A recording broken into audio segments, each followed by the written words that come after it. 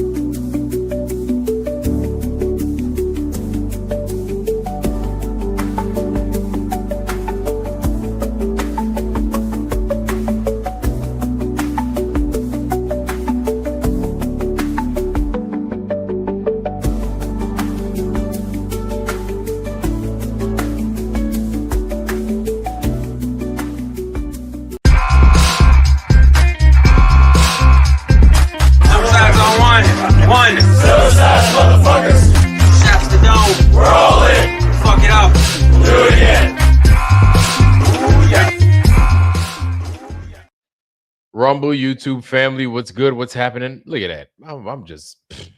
Can y'all hear me? Can y'all hear me first and foremost? Can y'all hear me? Can everybody hear me? Let's make sure that y'all can hear me first. Y'all can hear me? Testing. Y'all can see me? Okay. All right. Everybody, welcome. Ironwork 92,000. True Earth TWEDNESDAY. Why it's called TWEDNESDAY? Because it was supposed to be done before midnight tonight, but I had a whole bunch of stuff to take care of, and then here we are, right? Here we are on Tuesday, Wednesday. Excuse me, right? Happy, I guess we missed the storm of the Guy Fawkes Day American style. Happy January 6th, which was like a couple hours ago, an hour ago. Yeah.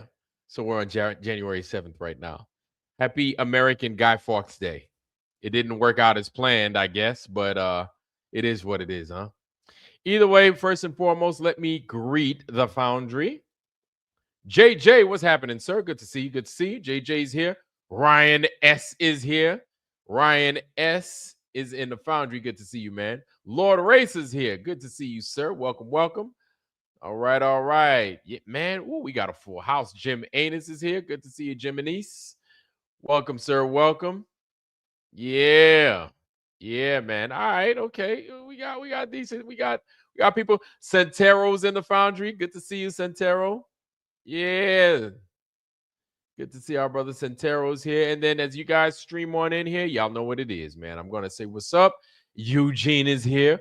Welcome, Eugene. Good to see you. All right, Eugene. Good, good. Yeah. So, yeah, man, as you guys start to stream in, you know what it is, man. I'm going to greet everybody accordingly. So, and if I miss you, I do my best to not miss you. But I like to greet my Foundry, man. I like to greet the people that come on in here, man. Y'all are solid people. Y'all are good. Anyway, so yeah, man. Yesterday was January 6th day. That's all they call it now. They don't even call it, they don't even have a name for it. They just call it January 6th. Now, in every other time around the world, if you're a Catholic or if you are like one of those strict Bible people, January 6th is like little Christmas, right? So people that do Christmas, people that do the 25th of Christmas, that's normal Christmas.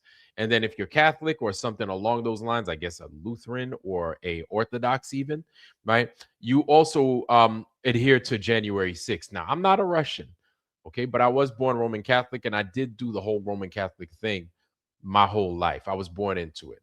Now, the Russians and the Greeks, right? Because you have a Russian Orthodoxy or Eastern Orthodoxy, and you have the Greek Orthodoxy, which I also think is an Eastern Orthodoxy. But they have Greek Orthodoxy, they have a Russian Orthodoxy. Now, with those Orthodoxy churches, these guys tend to follow a January 6th, but not the shit that we witnessed back in when it happened. You know what I'm saying? You know what I'm saying? Where them motherfuckers basically stormed the Bastille and they thought they were going to have their way with the nuts inside, but that shit didn't happen as planned. And, you know, it is what it is, man. People got busted and stuff.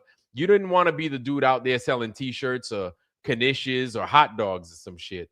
You know what I'm saying? Because if you would have been out there, all those phone numbers that they grouped up, they grouped everybody up. And they was like, what the fuck you was doing out there? Oh, what a time. What a time to be alive. What a time to be witness to these crazy things that are going down here in the United States, man. I tell you. So welcome everybody. Ida Hill, how you doing, girl? Good to see you, Ida Hill. Welcome, welcome. I tell you what, man. I just came from Strange World. And tonight it wasn't a show like I thought. It was fine. But we called in on Mark Sargent's show, which was fine. It was a good time, right? And while we were on there, you know, I just mentioned to Mark Sargent, you know, just look into interviewing different people, like not polarizing figures, but just different people. I mentioned a couple of people. What do you think? You know, because look, if I'll be honest with you, there are certain people that do things, I'd say, well, right? I am not perfect in how it's Orthodox Christian tradition. Okay, all right, Eugene. Thank you for correcting me on that. Thank you, I appreciate that. I am not Mr. Interview, right? I'll ask my own questions like, yo, so what's up with the flat earth? You a flat earther? Yeah. What got you there? This and that. Okay, cool. You like Transformers? I like Transformers. I don't like the Bayverse though. I do shit like that. But I don't want to leave it to myself. I'd like to leave it to the guys that tend to be good at it. And like guys like DJ Curious and Mark Sargent and them, they tend to be good at the interview type thing. You know what I'm saying? So kind of leave it to them. Let them do it, and they have the following. And then the guys like My Lunch Break, I Am Kairos, Lucius Aurelian, and stuff. And then the guys that with the smaller channels, right, that are starting to get a bigger following, like Shawnee B, right, Chad, Chi-Town Cubby Bear, and stuff. Like people, everybody's out there doing this old world stuff, and I think it would behoove guys like Mark Sargent and the bigger channels to start discussing it, right? Putting it out on the street. And yeah, does it help for the hours, right? The old world ruins and structures, the app? Sure, it does.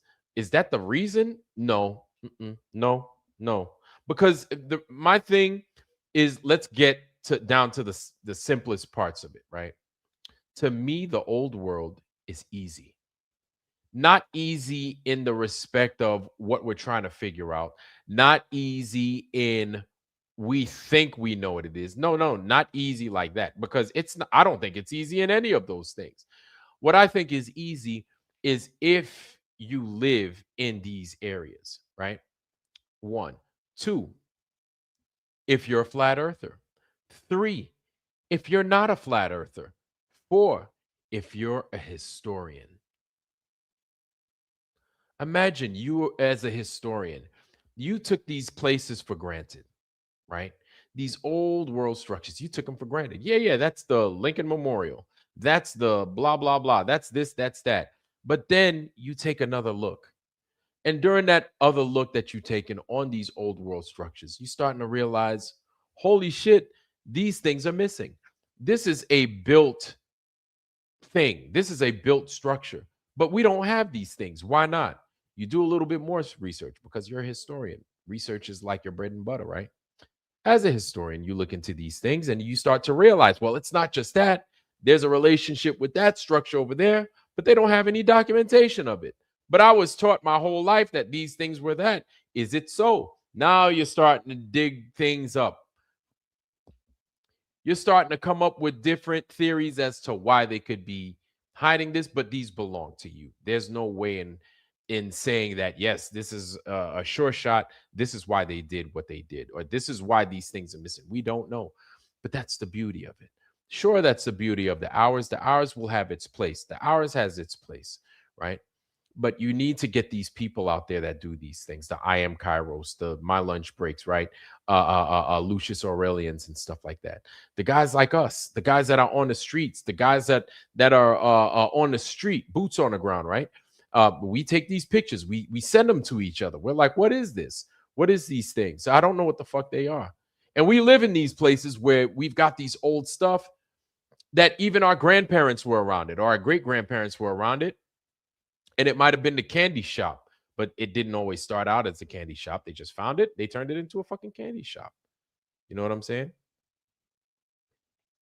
It doesn't mean that just because these things are there that we put them there. And it's a good thing that we're starting to notice. I think I'd say one of the great, and I'm very fortunate. Like I don't know. I think you guys know that I count my blessings every time I talk about the flat earth, right? I can't get enough of the flat earth because I'm so grateful with the things that it's made me do, that I had no choice but to do, because I'm thirsty for knowledge. I'm thirsty for the truth. When true, not good knowledge, good stuff, right? I'm thirsty for it. And so the flat earth has basically flipped literally my world upside down, to where the place that I once thought I lived is not the place that I once thought it was. And that's okay, because I'm like, I have to do it over. And I'm not as crazy as I seem. And there's a reason as to why I felt as uncomfortable as I did as a kid, right? And hey, maybe it's not just me. It might have been you too. As a kid, you might have felt uncomfortable being somewhere and you just don't know why. You just didn't know why. And we tend to lose these vibes. We tend to lose how we feel in certain places as we get older because we're just preoccupied with other things in our mind, right? We're preoccupied with, oh man, I got to pay my light bill. Oh dang, I got this water bill that's through the roof, or I got a leak in this thing in my ceiling. I got this brown spot. You know what I'm saying? Like there's so many things that jump on people's that take up that space in our mind to where it makes us feel as if I ain't got time to be thinking about that. But when you see these things and you actually think you may start to understand these things, that's all they need. That's all they need. That's all the flat earth needs is all we need to do is get our foot in the door. Once we get our foot in the door, the rest is history. The rest is history. And it's amazing, right? And despite what I was going through, in my early years and stuff, and flat earth brought me to a place, it's gotten me here now to where, yeah, I understand that the earth is flat, but it's a little bit more than that. There must be some kind of relation between these old fucking structures that kind of resemble each other. And it's like I said, flat earthers are patternologists, right? We recognize patterns. When we see a pattern, it like instantly attracts us. So it's one of them things, and we recognize that here and I just call it the flat earth because it's like that's the glue that brings us all together, right? But when now it brings us to something, the sticking point of the old world, and it's like, wow, okay, what do we do here? Well, we don't know, but what we do know is that there's so many of these things. And even though many of us might be intrigued, many of us flat earthers, right? The message needs to get out. Okay. The message needs to get out. And I guess as a nice little side note, oh, by the way, have tell a historian about the structures of these places. A historian, somebody that swears that they know this place up and down, only to find out that they've been lied to, or that it's not what they once thought it was. Or what if the historian hasn't looked at all? What if this physical anthropologist hasn't taken the time to look? That happens too, right? Their specialty might be Indian burial grounds. But then what if there's a relationship between these old structures that we have no idea who put them there and these Indian burial grounds? Anybody ever consider that? I'll be honest with you. There's one thing that I always think about, right? Me being a melanated person, a black man in America, of course, we understand the struggles of those of us that are black, more so those of us that are, I'm not even going to say African American, but now the new term, foundationally black American, right? People that came with here. We were part of the layout of this land, right? We're starting to realize a lot of things. Many of us are starting to realize that we were part of the furniture, right? We were part of this land. We were a lot of us. Now, I wasn't. My parents are from Haiti, so we have something else going on south of this nation. There were people that were part of this land that they have stakes here. And we're starting to come into that. So my question is, then are they the ones that put this together? And the reason I'm asking that question, and that's not tonight's topic. That's not tonight's topic. Okay. But this is just some of the brainstorming that I did. And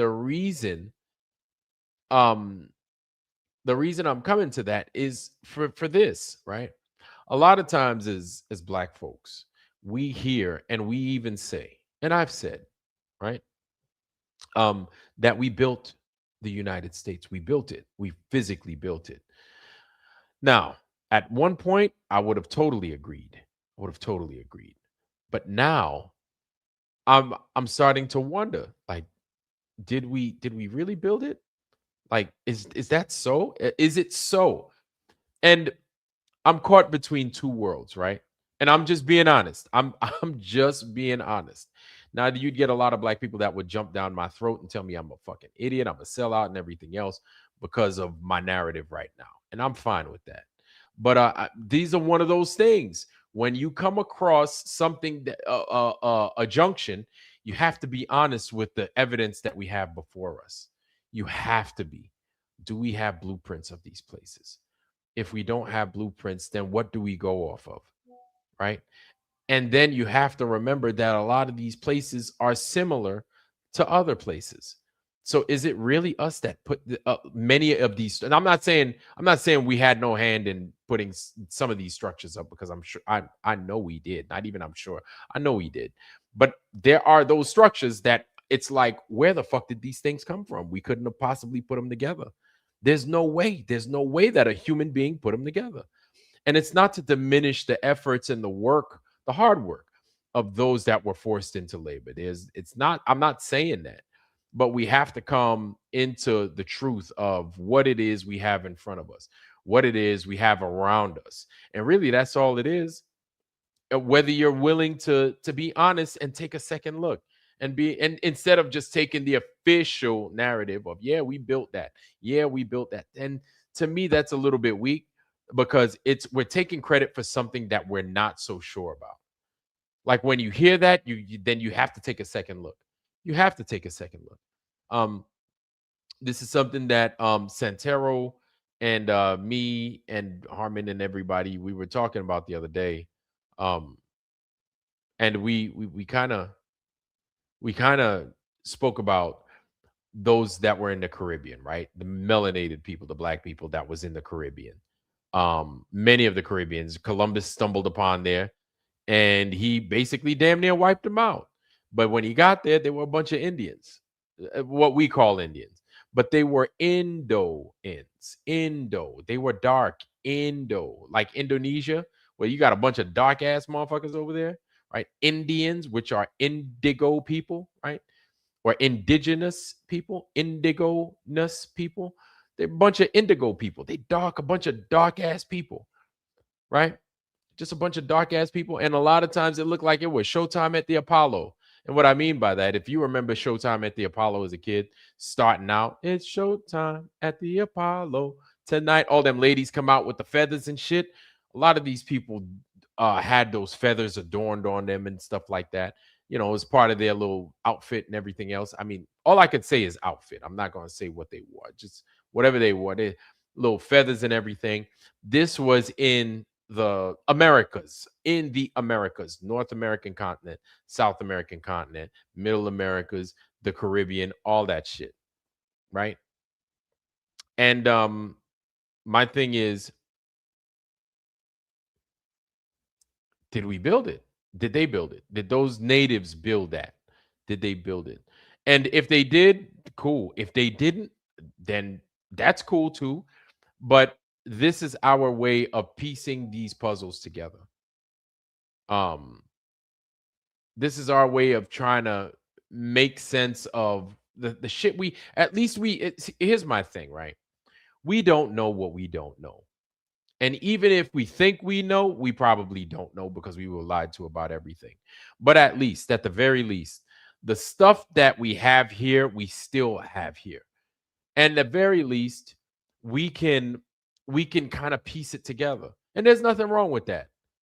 There's nothing wrong with that. You could take the stuff, you could put it together, and then you could see if it sticks. You could see if it works. Um, well, the white man's devil. Well, there are people that out there that do be lying to us. Motherfuckers out there that lie to us. That lie to us. I mean, us, everybody. Y'all know black folks got lied to. Y'all know we got lied to. But while black folks got lied to, white people got lied to too. Right? Even though certain people might have gotten treated better, it doesn't matter. It's some people in their ignorance, because they didn't know, they were lied to. They were lied to too. Everybody got lied to. It sucks that it has to be that way, but that's the truth. At the end of the day, um, we need to figure some shit out. We need to figure something out, and we need to work together. We need to work with what we got. So basically, this is why I always say, get with your neighbors. Always, because your neighbors are readily available. Your neighbors are right there. They are literally right across the street. They are right next door. Get with your neighbors. Get with your neighborhood, right? take part in your neighborhood. Get to know these motherfuckers. Like, I don't know. Like, I don't know what the fuck's going to happen. But if something happens, at least you got somebody next door that you potentially know. So, like, don't get hung up on this, please. Like, because we all we got, man. Like, this is one thing. When I used to do my missions, right? Whether it was riding boats or out freaking flying, anytime we were up in the air, the guys would complain at each other. They'd complain. They'd be like, "Oh, I don't like this motherfucker. I don't like that motherfucker." And me, I liked everybody. You know what I'm saying? I got along. I got along so well with people. My trainer at the time would be like, "You're the mayor, Vlad. I'm going to call you the mayor. You're the mayor because you just try to get along with everybody." No, it's not that I try to get along with everybody. I was just cool with everybody. You know what I'm saying? I ain't give nobody no smoke, no hard time. It is what it is. But one thing I would tell my guys while I was on my inline, I would tell them, I'm like, dudes, listen, if this fucking bird goes down, because there were moments that were pretty fucking close, right? And there were concerns that we were like, what if this fucking bird goes down, right? The plane that I fly in. I was like, if the bird fucking goes down and we regroup, we are all we got. You got to realize that. So we are all we got. So love each other now for the next 15 hours. And then let's ride this motherfucker out so we could go to fuck home in one piece. You guys understand what it is I'm trying to say, right? And so I took that approach with everything that I did while I was in the military, for every mission that I took. My team, I was like, this is us, this is it. Whether we like it or not, this is what we got, and we need to fucking work together so we can go to fuck home in one piece and do the fuck shit that we were doing in the past, right? So we could go back to that shit. But right now is what we got, whether we like it or not.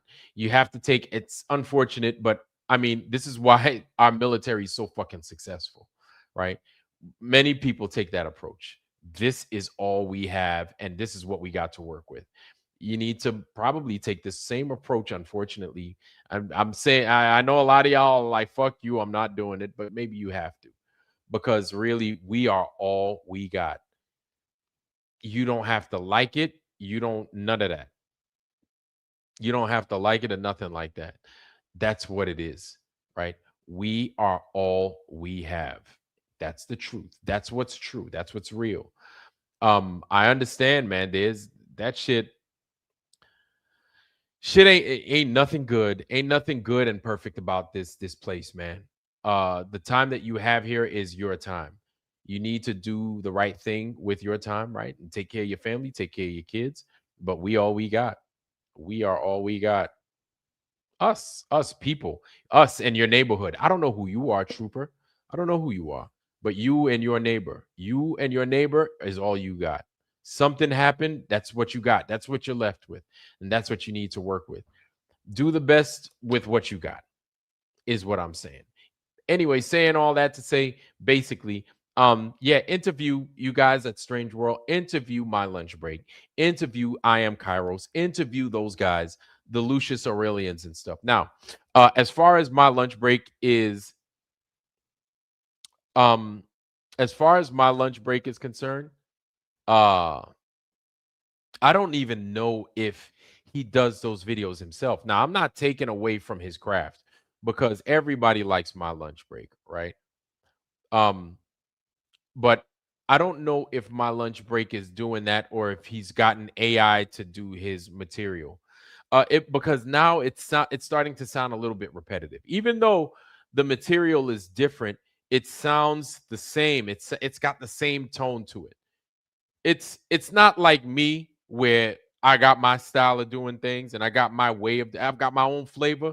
Nah, it just sounds the same.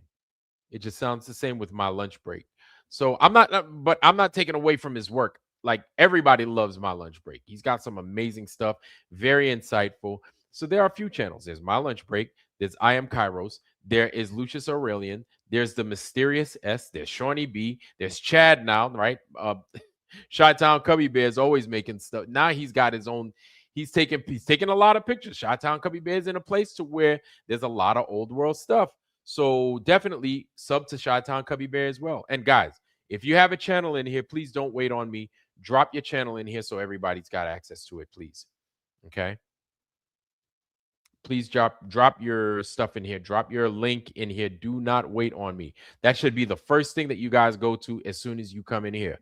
Do not wait on Vlad to tell you to drop your stuff in here. Just drop it in here. Right? So,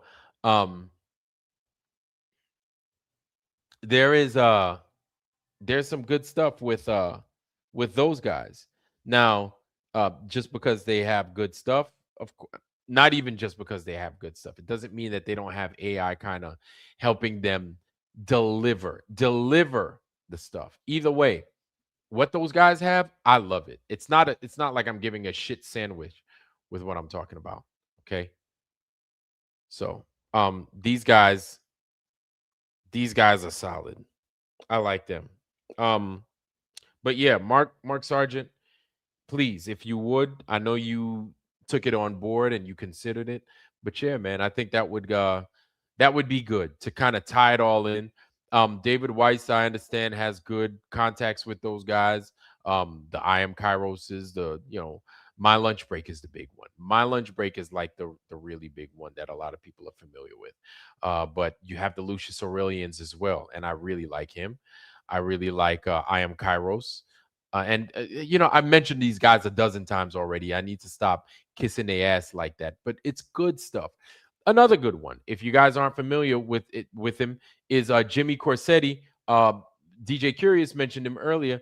Is DJ Corsetti's Bright Insights, and DJ Corsetti is not a flat earther, right? He thinks this place is a globe through and through, for sure, and it's cool. But it is what it is, man. What we got in here? What do we have going on in here? Veteran, what branch? Veteran, what branch? Veteran, what branch? Veteran. Oh, you can't see? Submarines. I'm a Navy vet. I don't know if you're talking to me. Yeah, I'm a Navy vet. You want to see my paperwork? Oh, you're a fucking troll. We got a troll in here. That's what it is. Yeah, I'm a Navy guy. Please don't be a troll. If you're really an Army person, then be an Army person. But I'm a Navy guy. Yeah. Don't be a troll. Please don't be. Yeah, I'm legit, dude. You got a lot of vets in here. I'm not the only one. You got a lot of vets in here. So I don't look, guys, I don't know if Mark Sargent is a piss drinker. No. You're not asking, you're starting shit. It looks like Eddie Viquez, VQZ. No, I'm seriously a vet. Like I wouldn't just wear some shit if I'm not it. You know what I'm saying? I don't pose. So please. Patricia Steer was into drinking urine. Not sure about Mark. I don't know, guys. I don't know if she drinks piss or he drinks piss. But if they drink piss, I don't. Look, I'm not saying, listen, I don't know if these guys drink piss. I don't know if these guys drink piss. Guys, don't go out there saying this stuff if you don't know if these guys drink piss or not. You don't know if that stuff, if she's a piss drinker or he's a piss drinker. On David Weiss confirmed it on Flatsoid's live stream. Oh man. Are you sure that he drinks piss? Are you sure? This is not something that you'd find in the Bible. Drinking piss? I'm not sure. You can't have both. Hey, thank you, Harmon. I appreciate you, brother. Harmon holding it down on the Rumble side. Much appreciated. Okay, Patty Steer. Patty tried to steer me towards the final experiment. Yeah. So Mark Sargent brings up a really good point in them, where she just bailed her and Robbie Davidson. I think that was the guy for the Truth Channel. They just both left at the same time. It was just, it took everybody by surprise. It took everybody by surprise, but It is what it is. I'll be honest with you. Like, I'm not too familiar with Patricia Steer, and I'm not too familiar with Robbie Davidson. Like, many of you guys are like flat earthers since before I was a flat earther. And when I started to come into the flat earth, I was very like, I'm still a baby flat earther, I think. Right. I don't have as many years under my belt, like hardcore flat earthing, like many of you guys here in the foundry do. That's real. That's real. So yeah, so they were talking about Patricia Steer, they were talking about Robbie Davidson and the trials and tribulations that we had experienced with the final experiment and everything else. And yeah, Robbie, I don't know what to tell y'all, man. I don't know what to tell y'all. Here's the thing, man. Like, I understand that you have people out there that I wouldn't even say look up to, but we admire their work. Um, my thing is the information that we get, right? Once you see this place for what it is, like, it's okay to like people, and it's all right to enjoy people's content, but don't rely on it too heavy. You know what I'm saying? Because, man, fucking disappointment is like dessert. You always want to make room for that shit. You get it? Disappointment is like dessert. You always want to make room for it. Okay? In your big old belly where you're eating food, make room for dessert. In your big old life and your big old feelings, make room for disappointment. People will let you down. Doesn't matter who it is. They just will. And it is what it is, man. You know, you you don't know with people sometimes. And that's okay, man. Like, people have their own journey, but when people like that let you down, do your best to be ready for it. D Man, and the Masters of the Universe. Good to see you, D Man. Welcome, sir. And the Akinators here too. Oh shit, man! Now we got a party going, boy. Oh shit, Space Invader 2025. Welcome, sir. Good to see you. Do you truly believe they faked the final experiment? Space Invaders 2025. I don't know, and I don't know. I don't know what the hell they did. It just looks strange. Space Invaders 2025. Like, it just looks strange. I didn't do the deep dives like a lot of these other guys in the foundry have done. There are a lot of people in the foundry right now that have done deep dives into why it's fake. There are other people on the outside, but I have a hard time believing that they did what they said that they did. Let's put it like that. I have a hard time believing it. Serious business. Welcome, sir. Good to see you. Good to see you. D Man, serious business. Kim Ray, Road Rage, Roger. That's right. Road Rage Roger was good, man. Everyone will let you down but Jesus. Well, I guess he stays consistent, right? Space Invade. Hey, Derek Nelson's here too. Good to see you, sir. Derek Nelson, D Nelson. Good to see you. Derek Nelson, 50 years old, man. Look like he's 15. Yeah, man. But like, I understand the whole thing. Like, these guys, the Patricia Steers, the Jarens, the Robbie Davidsons, let these guys be who they are. My thing is, I'm just glad that we got the information that we have right now and we understand what this place is not. That's enough. I think that right there is enough. When we start putting our consciousness, when we start putting the best parts of us, attaching them to other people, we set ourselves up for big disappointment. We set ourselves up. Look, I could tell you right now, I had a woman in here, right, that was in my channel, and she was asking me questions about the Bible. And I told her, I said, I don't know. Like, I don't know. And she was like, well, I thought you were into the Bible like that. And I said, no, not really. Like, I was like, I admire the Bible, but I don't understand it like other people do, the flatsoids and everybody else. Like, I don't know it like that. But I was like, but the Bible is good, but there are other books out there as well that kind of help put this craziness of this world together. And now this woman said there is nothing but the Bible. Everything else is secondary. She didn't agree with everything else. And I said, well, I don't agree either. I don't agree with your sentiment, but that's okay. That's fine. She said, wait a minute. So you're not a Christian like me? And I'm like, I don't, I know I'm not a Christian. Like I'll be the first one to tell you I'm not. You know what I'm saying? I don't listen. I am not. Okay. I cuss. I drink. I fornicate. I do all the things a Christian is not supposed to do. So then why would I sit here and lie to everybody's face and tell you that I'm a Christian? I'm not going to do that. So I do the things Christians aren't supposed to do, right? I do all the bad stuff, all the bad stuff. Add cheese on it and then some. Okay. I do my best to live within the bounds of being good. I do, but I'm not going to sit here and lie to you. So it is what it is. And so at that point she was like, then I'm going to unsub. And I said, hey, you're at liberty to do as you wish. If you want to unsub because I don't follow like you follow, and that's okay, that's all right. She was all at that point she was disappointed. You know what I'm saying? She had her way and she had her direction. And I said, I'm cool with that. Like I didn't hold back. I didn't try to say, no, no, no, I'll be a better guy. I'll be a Christian. I'll do this, I'll do that. But then nah, it was just she didn't want it. I was like, okay, I'm not for everybody, and that's okay. I would imagine that Patricia Steer was not for everybody, and neither was Robbie Davidson or Jaron, right? But for the people that they were for, that were for those guys, that really looked up to those guys, the heartache that they must have experienced when they saw that they went and turned to a ball all at the same time, and they hurt so many people, and they said that the flat earth, they basically they pissed all over your heart.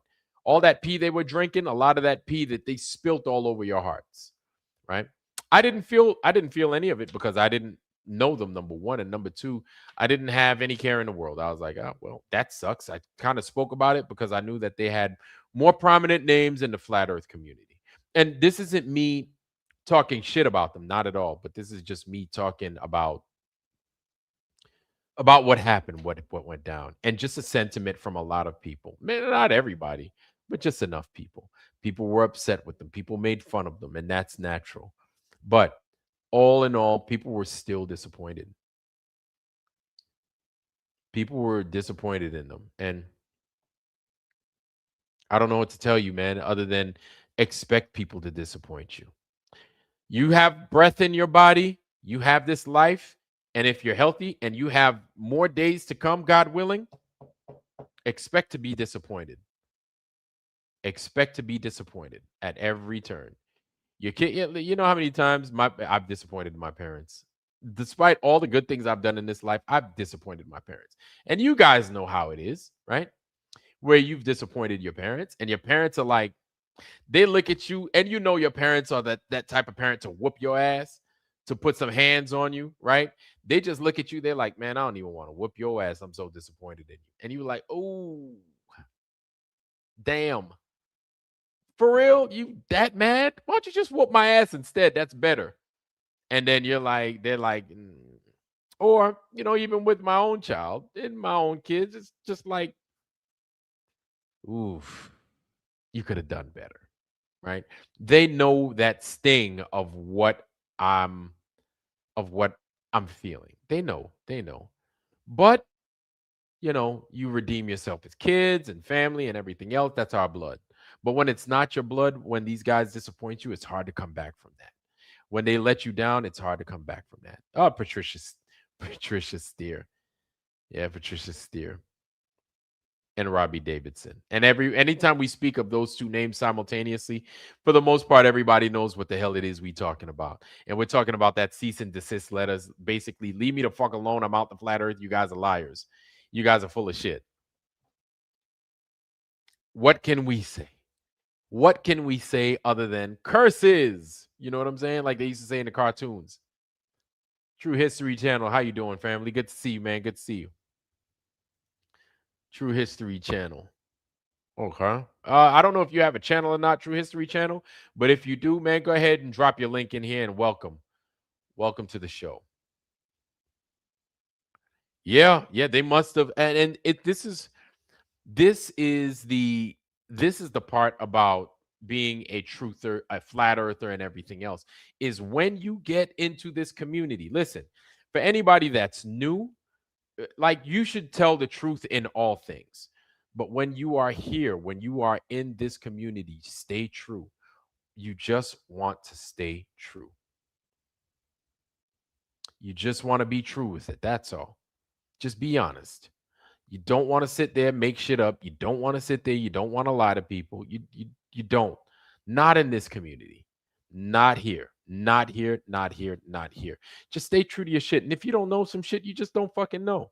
And if you can't do something, you just can't do it. And it's okay.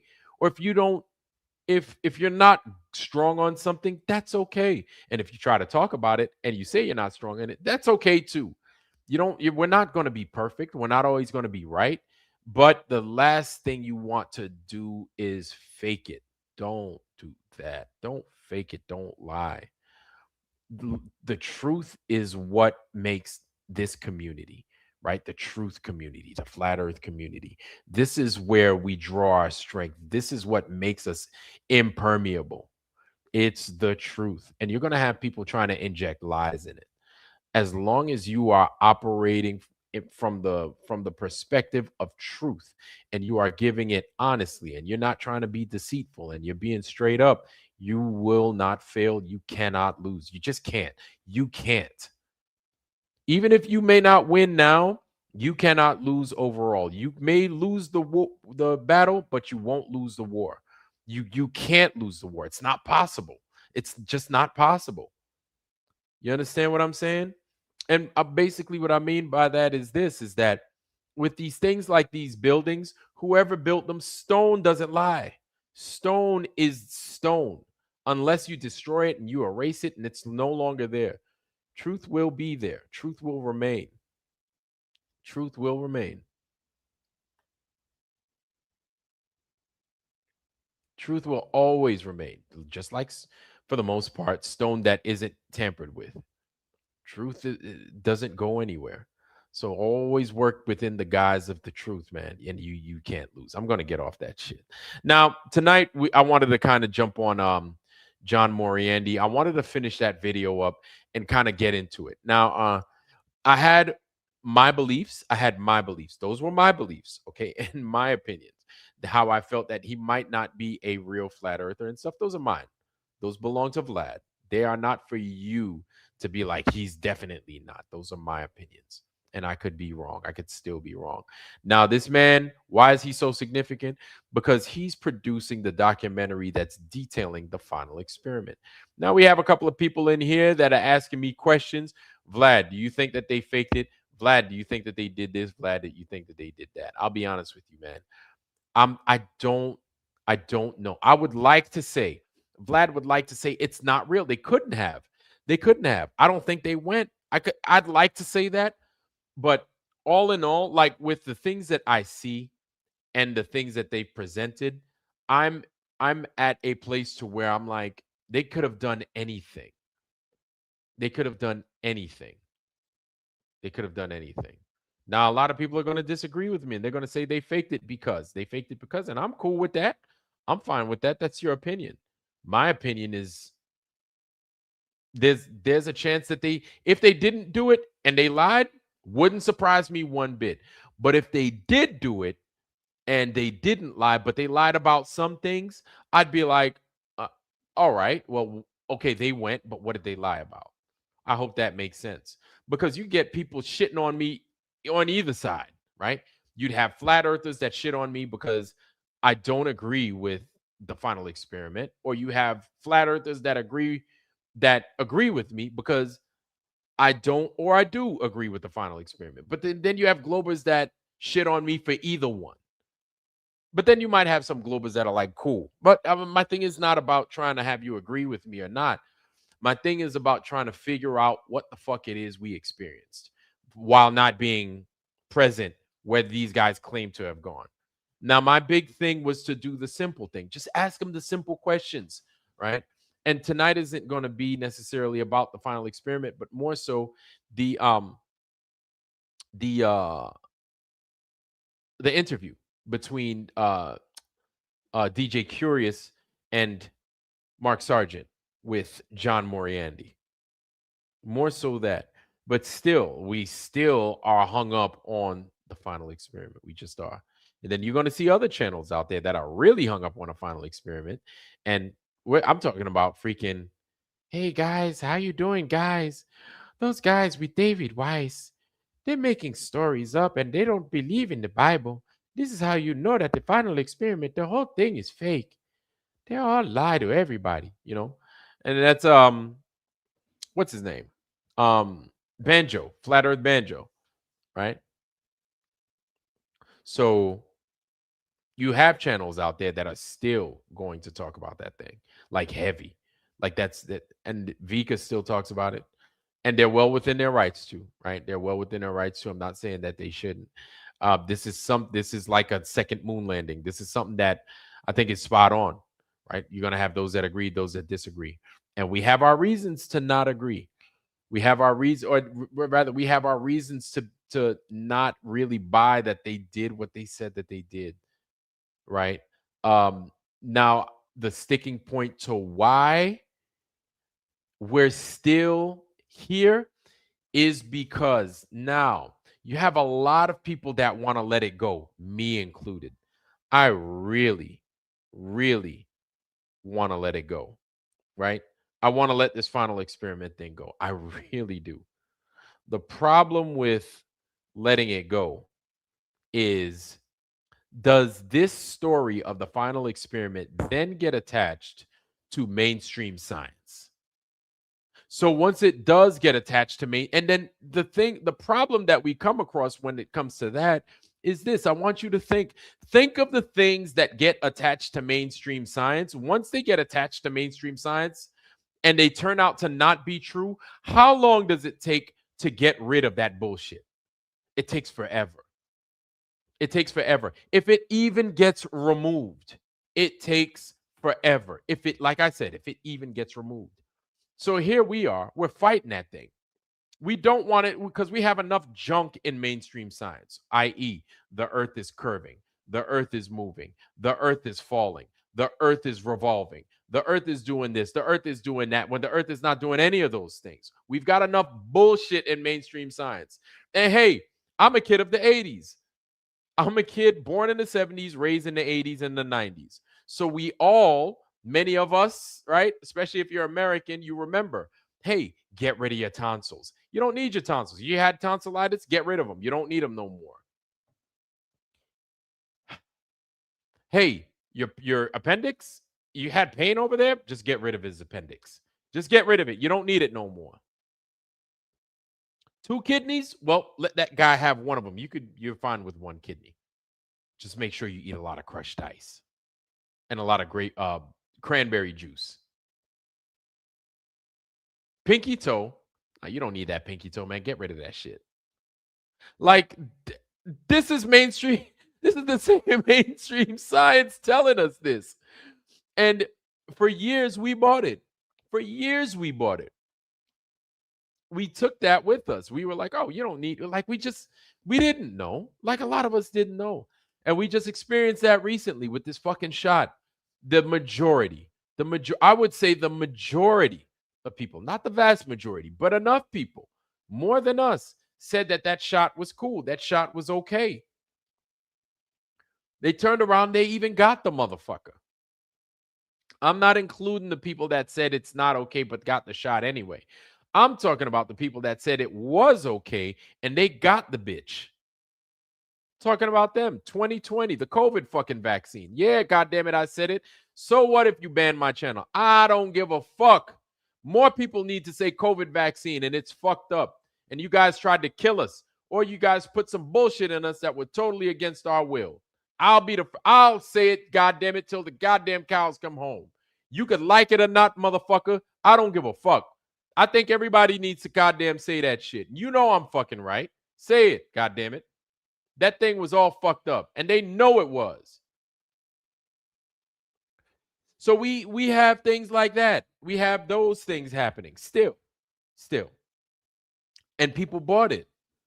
So we don't need the final experiment doing the same thing. And I feel that's what a lot of people's like angst is. They may not have to come out and say it. They don't have to come out and say it as eloquently as I did, right? But people are like, no more science bullshit. Like, stop with the bullshit. Do not fall for that. So when we saw Neil deGrasse Tyson, when he said, I went to the North Pole, or excuse me, I don't want to misquote him, but he said something along the lines of, do you know how you could tell the earth is a ball? Is because the sun goes in the north during the summertime, the summer equinox, the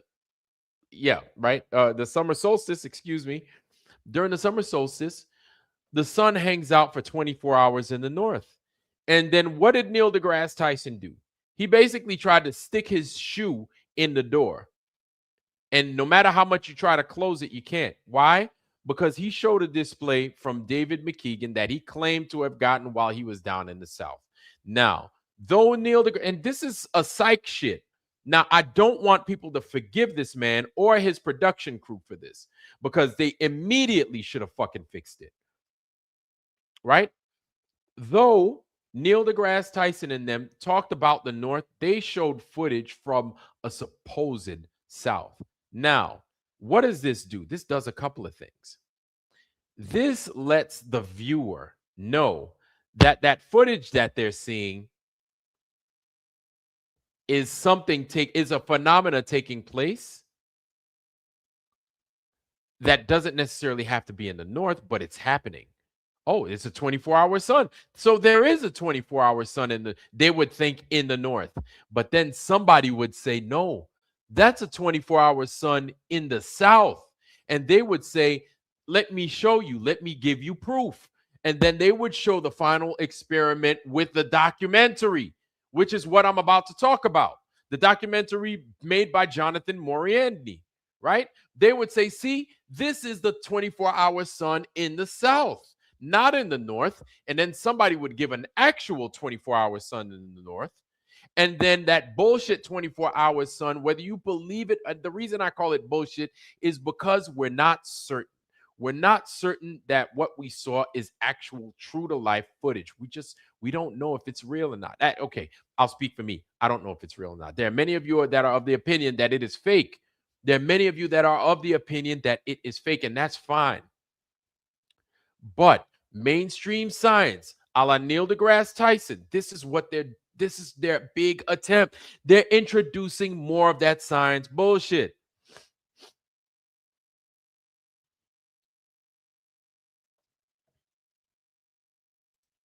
Vlad, I looked at the sun up and down times when they were there. It did its normal circuit. Okay. Whatever. Fine.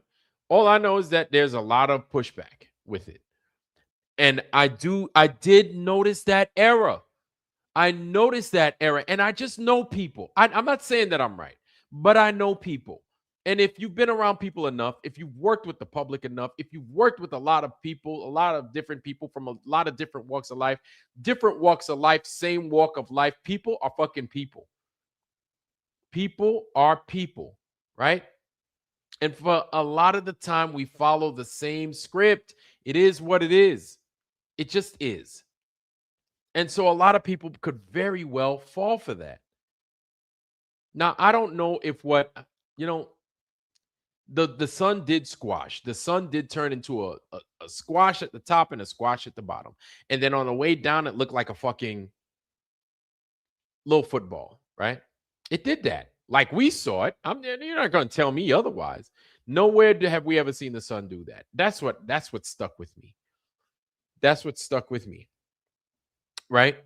But either way, people are going to see that, say that's the North Pole because Neil deGrasse Tyson said it was. Some other scientists would be like, that is not the North Pole, that's the South Pole. And now, you know what they have? They have a 24-hour sun in the North, they have a 24-hour sun in the South. And this is the narrative science is going to fucking go with. And then we lose a fucking again. We lose again. We lose again. And so this is why there's so much pushback with the final experiment. This is why there's so much infighting in the flat earth community. Now, me, I'll be honest with you. I'll be real with you. I could almost care less if the sun did do a 24-hour thing in the South or if it didn't. I could care less, but my thing is the lie. Like, why you guys, if there is a lie for the South, if there is, why would they have to lie about it? That would be my thing. Like, they're now it's people that are basically parallel to us. They are not scientists. They are a bunch of just regular Joes, right? One of them that are real good with a camera, David McKeegan. But why would they lie about it? Why would they have to lie about it too? And we could go to the easy, oh, well, that's because they're Globers and this and that. Sure, we could do that, but truly, why would they lie? I'm not saying that they're telling the truth. I'm like, but well, why would they make it up? Why are they fucking doing this to us too? Um, and so it's a crazy place to be in. And I'm just looking at the implications, not necessarily lying to the flat earth community. And I think a lot of y'all feel the same way, but at large, lying to the public, lying to everybody. And money, yeah, money, fame, absolutely. Mouse, Mickey, sure. Mouse. Mouse. KIC channel. He said it looks squashed because of the firmament, and they show this too on a smaller model using a dome and the light squishes. Okay. Hey, man. Like, listen, Vlad thinks that there is a firmament out there. That's what Vlad thinks. That's what I believe, but I could be wrong. I'm ready to be wrong. But this is my belief.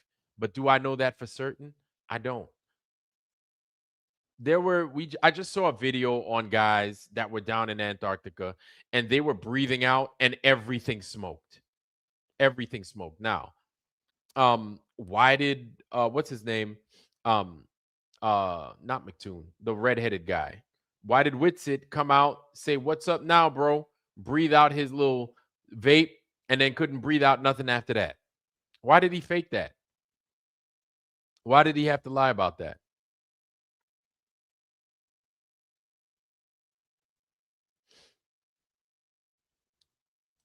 To dimp my girlfriend in high school, she creeped me out. She's Haitian. Ah, no. Not all Caribbean women are like that. Not all Haitian women are like that. Not all Caribbean women are like that. Not all Haitian women are like that. So, yeah, man. Just think about it. Just consider these things. Consider this interview that we're going to go ahead and we're going to burn right now. I talked too much. I talked enough, right?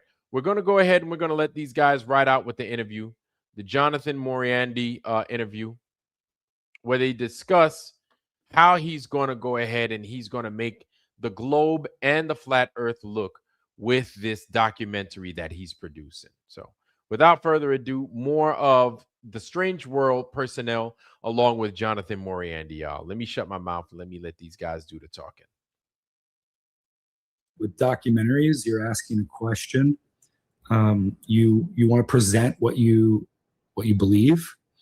You want to do your best to present multiple angles, and I think what kind of parlaying it to what attracted me throughout the process of this film, it's the content of Will Duffy's character, which he said to me on the first call.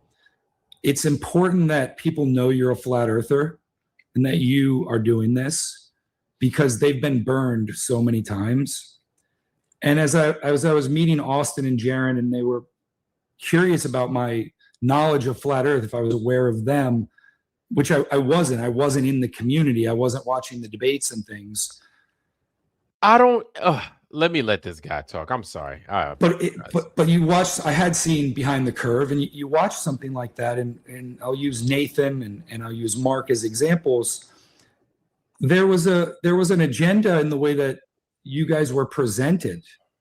I mean, you have a color commentary from maybe Rolling Stones or something, and she's got a beautiful like lighting skill. I mean, it could have been the president or like Barbara Walters interview. It's a sit down. It's a deep focus. Okay. All right. So there are a couple of things that he said there. Voice inside of you that we all have that says, hold on. Yeah, it does. Mm-hmm. What's that about? So there are a couple of things that he said. I want to let him say it again, and then I'll kind of talk on that. But we'll let him. And why don't I understand it better? Right? Why is my understanding so limited? It needs a container. Is there gravity? Is it density? Is it? You start to explore all the other things, and then it just continues to have more questions. And I think that's ultimately what filmmaking is. I think that with documentaries, you're asking a question. You want to present what you believe. You want to do your best to present multiple angles. And I think what kind of parlaying it to what attracted me throughout the process of this film, it's the content of Will Duffy's character, which he said to me on the first call. It's important that people know you're a flat earther and that you are doing this because they've been burned so many times. And as I was meeting Austin and Jaron, and they were curious about my knowledge of flat earth, if I was aware of them, which I wasn't in the community. I wasn't watching the debates and things. But you watch, I had seen Behind the Curve, and you watch something like that, and I'll use Nathan and I'll use Mark as examples. Okay, so listen. Maybe it's just me. Not like I said, man, people are different. Everybody's got their own different thing. A real flat earther. How?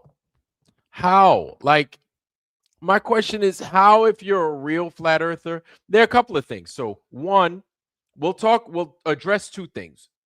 How he said, Will Duffy said, I want them to know that you're a flat earther. I want them to know that. We'll address that, okay? Because he did say that. He said that that's what Will Duffy said.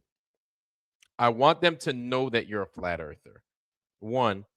And two, he's been a flat earther, he said, since 2015, okay? That's 11 years now, 2026. For all the flat earthers that we know and all the people that we've seen that have become flat earthers and the people that have gotten flat smacked and where they go from there and how long it takes for them. How do you go that long as a flat earther and you don't know who Jaron is? And you don't know, you don't know who Jaron is? You don't know who Witsit is? Like, you don't know? And listen, I want them to know that you're a flat earther and because you're a movie maker. Listen. We have movie makers. I know that fucking Will Duffy got money, and so he's got a production team or a team of people to help him do research, right? So if you want to find people that are flat earthers that make movies, I know I can name a couple off the top of my head. You got Vika, you've got Sean Hibbler, you've got Geocentric Truth. Y'all know Geo. Y'all know Geo? Don't nobody know Geo? Y'all know Geo. Hey, bro, what's up, man? Vlad, bro. I haven't seen you in a while, bro. What's up, man? I got a new camera, bro. Y'all know Geo. Him. So you have people, and you have people that everybody knows about. You got people that everybody knows about that are flat earthers that can make these movies, that can help you make these movies. So you can reach out to them. Very well-known people. You could have reached out to Vika. He's a very big flat earther that everybody knows. You could have reached out to, there's the other one, Vlad Savchuk or something like that. Vlad Savchuk. Him. You could have reached out to Sean Hibbler. Sean Hibbler, like everybody, Hibbler Productions. How do you not know about that? And you're a flat earther, or you're looking for flat earthers. But you come up with, I am not shitting on his credentials. That's not what I'm doing. But his credentials as a flat earther That's what's coming into question right now.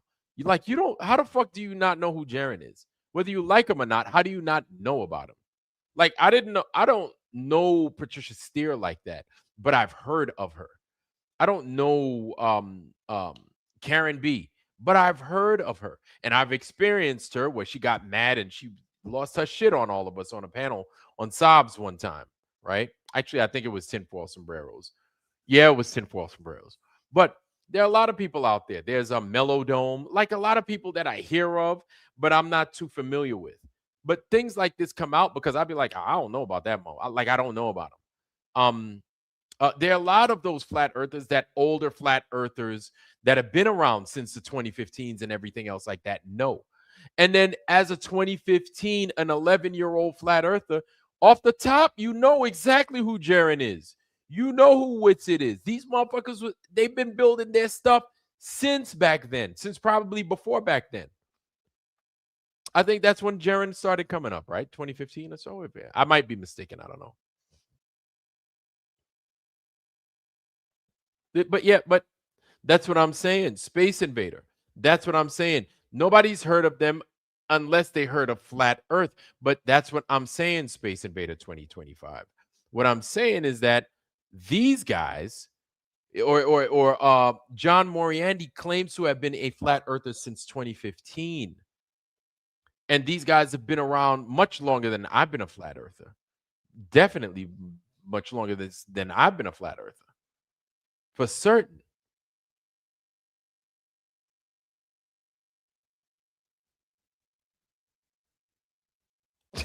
What? Oh, Lord have mercy. You guys are too much.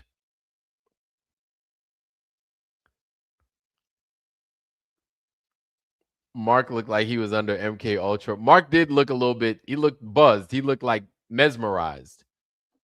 Mark does look mesmerized sometimes. He like he opens his eyes as an extra set of ears. Mark's eyes be big than a motherfucker when he's listening to these interviews. He's like this. Chi-Town Cubby Bear, what's good, man? Good to see you. Anonymous, welcome, Anonymous. Good to see you too, man. RG's in the foundry, y'all. RG, good to see you, RG. Welcome, welcome. Level Plane Producciones, welcome, sir. Good to see you. Good to see you. There are a lot of y'all I haven't greeted yet, but I'm getting to it now. Space Invader 2025, welcome, welcome.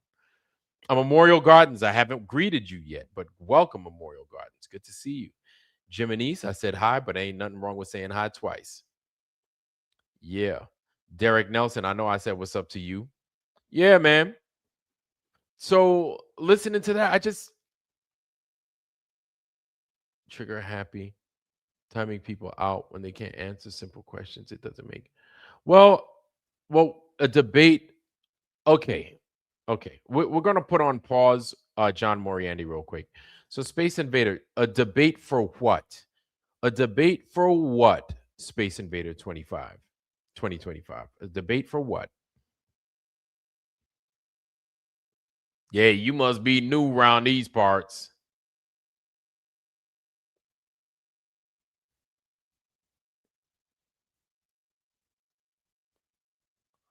Yeah, man. Chi-Town Cubby Bear, man. I was talking bad about you on Strange World today.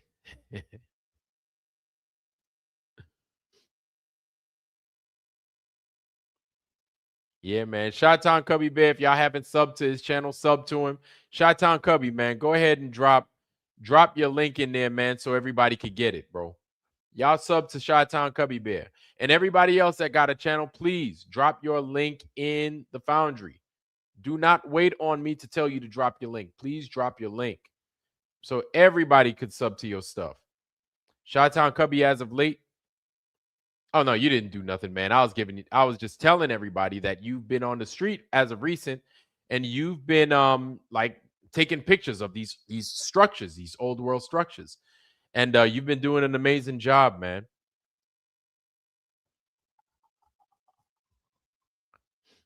You've been doing an amazing job. I couldn't find a video, but here's a channel for Kingdom in context, where on his channel in the 24-hour sun is the 24-hour sun flat earth model. Yeah. Mad Mac has it. Okay. Want to come. I need a better camera. Hey, listen, when you have your phone, that's all you need. That's all you need, really, is your phone and a way for people to get to where it is you've got that footage from. You know what I'm saying? That's all you need. That's all you need. If you want to get a better camera, hey, man, that's all on you. But as long as you put that information out there to everybody, that's all we need. Yeah, man, he's been making a lot of old world stuff, and I dig it. So that's it, Mad Mac, huh? Okay, let me see. You see what we got here. Let me see what we got here.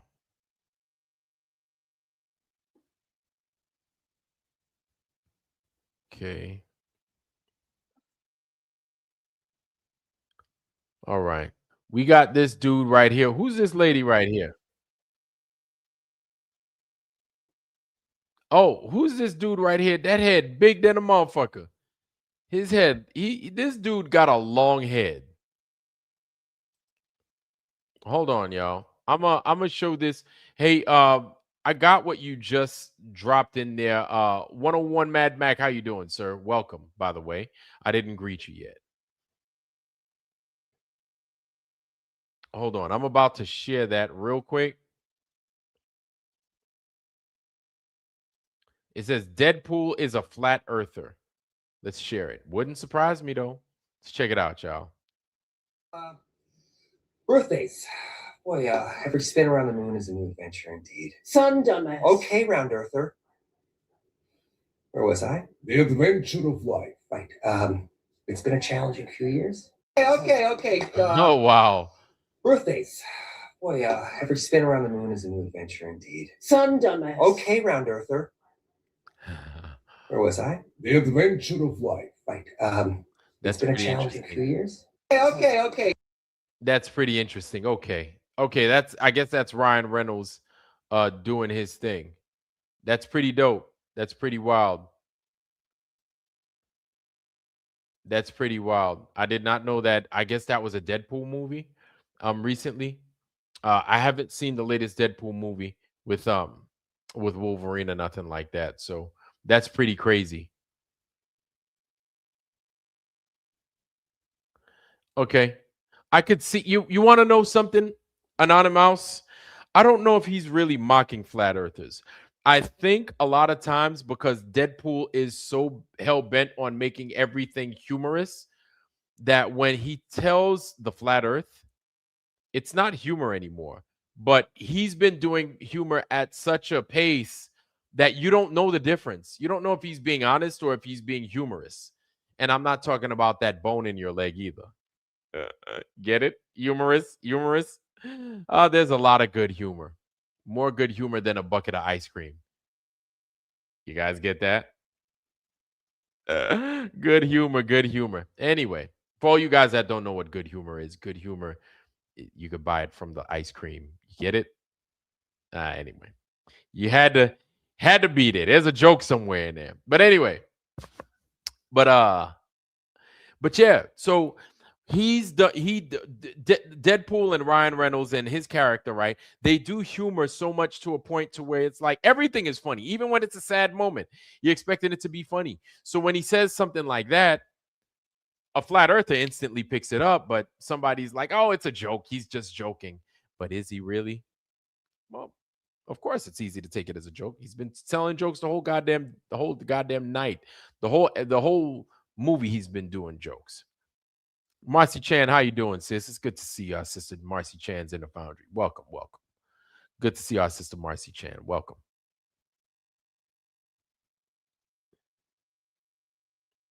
Oh, snap. Marcy Chan, good morning. My God, Marcy, where are you?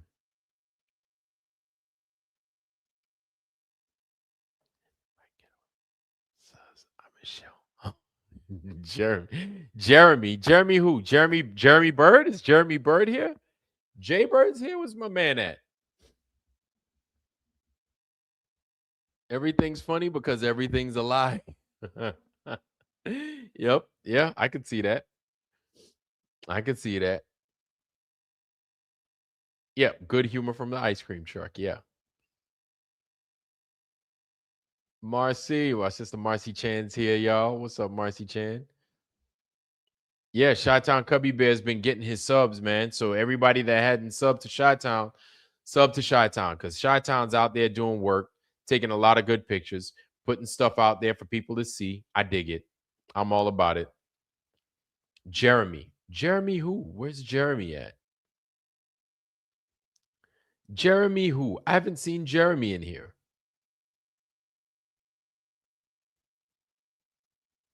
Jeremy who?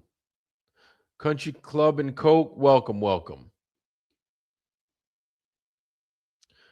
Oh, Jaybird. Jaybird is here. Jaybird, man, where you at? I haven't seen you in here. Where you at, Jaybird? Our man Jaybird's in here. Thank you for everything, Jaybird. Jaybird. That's Jaybird right there. Jaybird out there sending swag to a motherfucker, man. I love it, boy. Jaybirds. That's Jaybirds right here, y'all. Jaybird sent that to me. Shout out to our man Jaybird. Thank you, man. Yeah.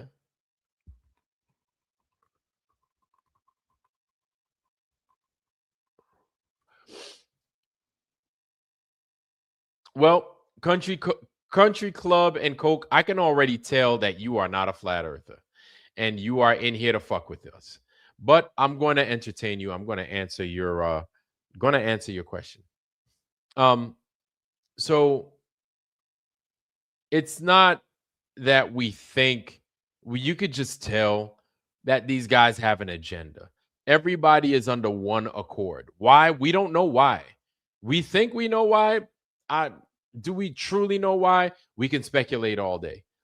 But the way these actors are acting, yeah, space is definitely part of it.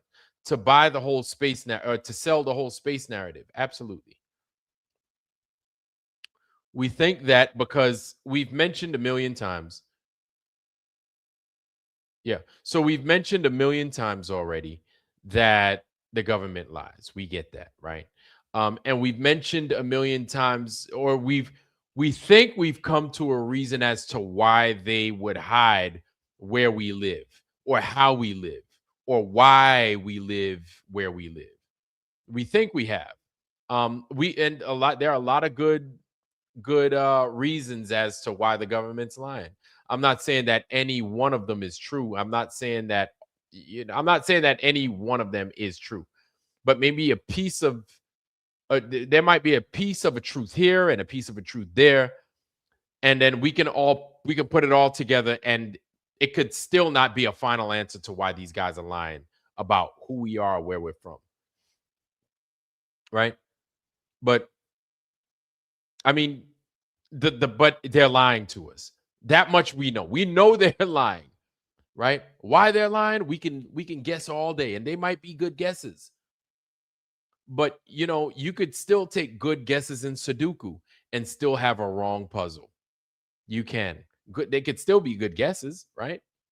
You could have two boxes where a 9 could go, and then you could guess in one box to where that 9 a 9 possibly going in there. And then everything looks good. Everything will work until you get to a point to where you have to put a 9 somewhere. And it won't work because of the previous fuck up that you made. And you done fucked up the whole puzzle. You understand? So Sudoku works the same way. So we can guess. I'm not saying we don't want to, but we can guess as to why. But those guesses belong to us. And when it comes to the honesty standpoint of things, we have to be honest and say, hey, these are my guesses.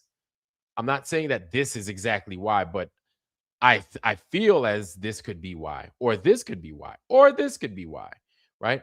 Based off of the information that we have, or even the lack of information that we have. When we have those lacks of information and we know that we've been lied to already, we tend to fill in those gaps sometimes. But a lot of times we still remember that that's not for certain. So we do know that this place isn't curving. That's like a lot right there. Not saying that, and that's enough for a lot of people. This place isn't curving. The planes aren't doing what these guys said they're supposed to do. They're just not. The bullets aren't doing what they're supposed to be doing based off of the globe Earth. They're just not. Like, these are the easy things that you can prove or not prove, you know? So with this evidence in front of us, like, we don't like having to just call a person a liar. But after coming into the flat earth, we are more prone to calling people liars. We're ready. Fucking liar right there, fucking liar right there, fucking liar right there. Because it's like we've got like a information dump as soon as we saw what this place isn't. And the government is behind a lot of it. And we've seen the connection. If one government is following it, and the other government is following it, and the other government is following it, and all those other governments are following that script, they're all fucking lying. You can't have both. Or like Flats would say, you can't have both. You can't have both. You know what I'm saying? You can't do both. So if one government is lying on the curvature of the earth and the other government is lying on the curvature of the earth, they're all fucking lying on the curvature of the earth. You're not going to hear any government say, hey, by the way, the earth is flat. They're all in on it. They're all, and that's how we know they're all in on it. You know what I'm saying? I hope that makes sense. I love analogies, but I don't want to kill you guys, drown you guys in analogy fucking juice. You know what I'm saying? I'm being shadow banned right now. Half my messages aren't going through. Level Productions. I read that one. I don't know why they aren't. That's strange. Half Tater, welcome, sir. Good to see you, fam. Good to see you. I appreciate you, Harmon. Thank you, sir. Dark World View is being manufactured. Yeah. Level YouTube doesn't like your combination of letters. Yeah, not moving. None of that. Country Club, we're just pointing it out. Yeah, really, that's really what it boils down to.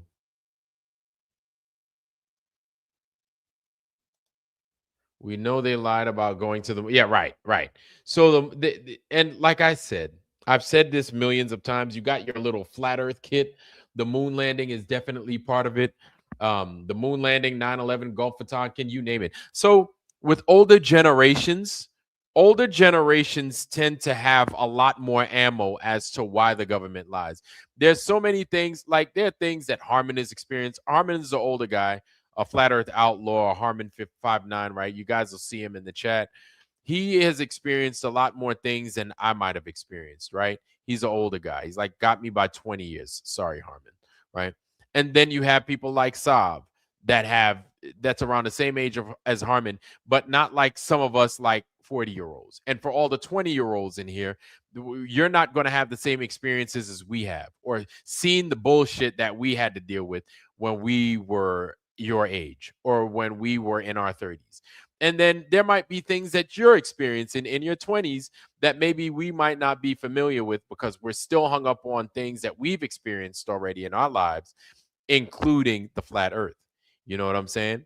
So you might start seeing things, but the older the generations are when it comes to the conspiracy theories, the longer the line of bullshit is to point out because they can remind us. These things are important, is for the older generations to remind us of things because listen, you can't rely on the news, or you can't rely on media, or you can't rely on the government to give you their fuck ups, to tell you where they bullshit you. You can't rely on them because they're never going to tell you the truth. They just won't.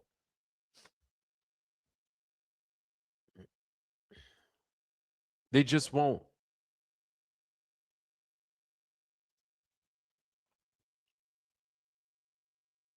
And the father of it. Yep.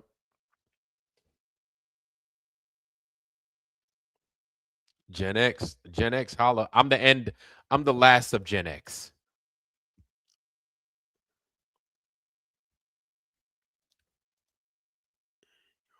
Different things. Yeah, right. And so it's crazy how, and like I've said before, you know, okay, I read you. And like I've said before, like these guys,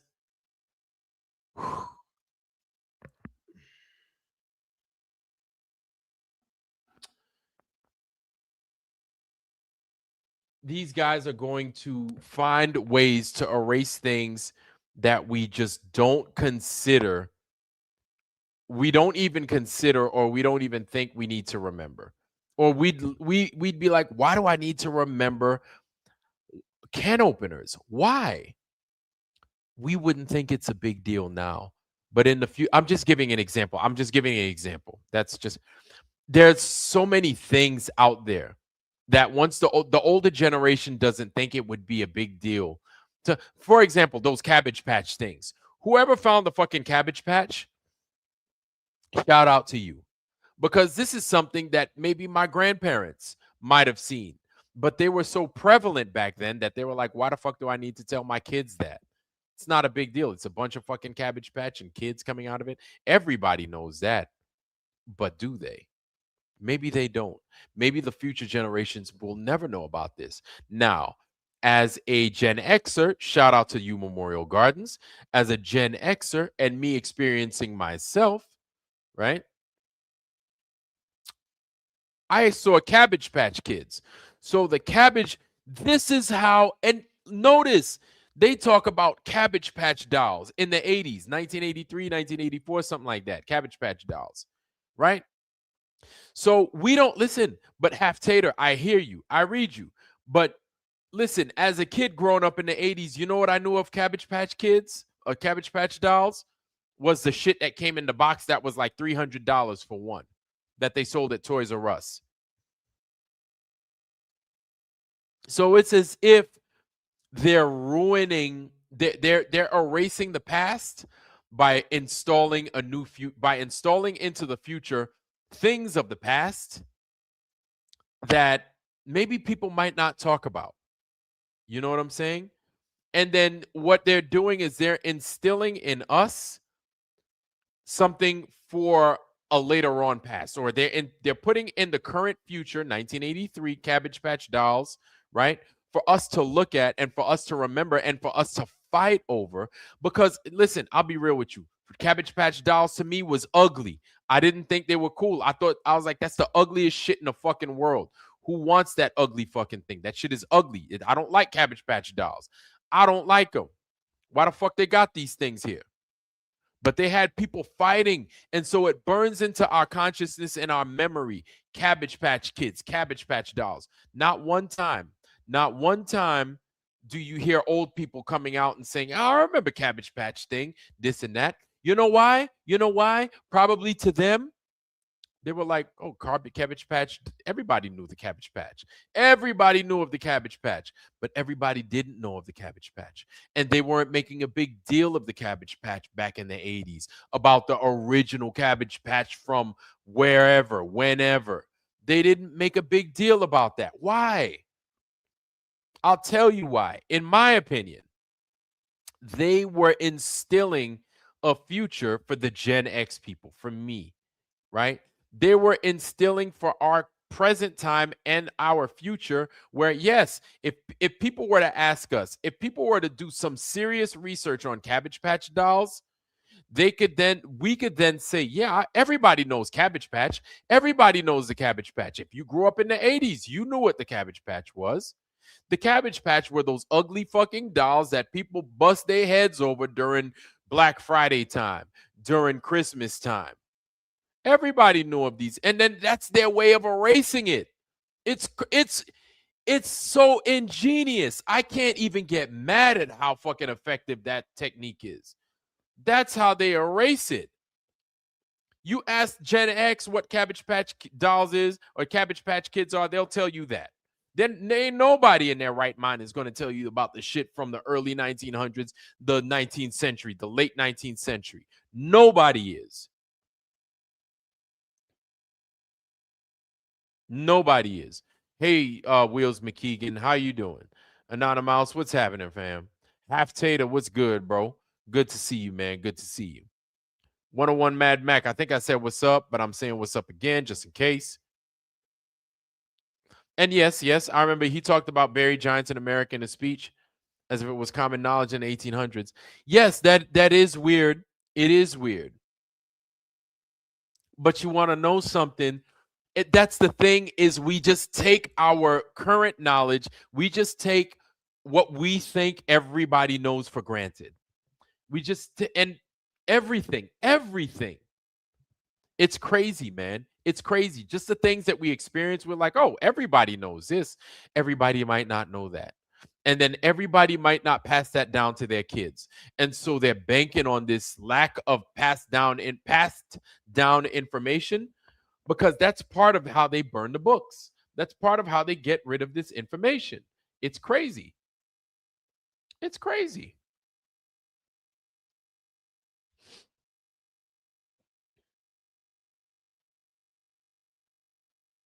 Back in the day. Yeah, and so Road Rage Roger, I'm going to take a look at that. I am definitely going to take a deeper look into that. But seeing what I didn't even know about the Cabbage Patch, about the Cabbage Patch stuff. Like when I saw on my lunch break him bringing up Cabbage Patch, I'm like, why these old-timey pictures about the Cabbage Patch? What the fuck is that? And then they're starting to dig up information on this stuff. I have family that I grew up with, born in 1908, born in 1904, born in 1915, born in 1920s. Not a one of them told me about that Cabbage Patch shit. But I don't know. I don't know.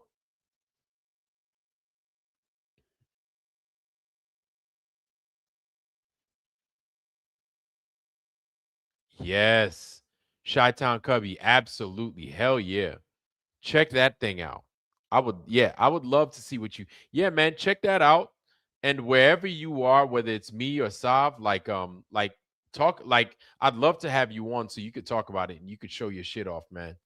That would be crazy. And here's the thing, me as a kid, like hearing of orphanages, like that was common, right? Hearing of people that came from orphanages, that was common. Hearing of kids being in the street, or seeing of kids being in the street, seeing the Little Rascals. I grew up watching and I'm 40. I'm in my late 40s, right? I'm 47 years. I just turned 47 the other day, right? So seeing the Little Rascals as a kid, and that was like the big show for people to watch. And I used to watch that as a kid, right? I'm like 10 years, like 8 years old, 6 years old, watching the Little Rascals. And so you had these things where kids were constantly out in the street. They were probably getting snatched up, like you get kids getting snatched up these days, getting chopped up, getting used for meat, getting used for fucking parts, getting used to have sex with by these dirty, nasty fucking pedos and shit. You probably had that back then too. Probably had it back then. It's probably a lot easier because nobody gave a fuck about them kids back then as much as we do now. Mr. Soups, how you doing, sir?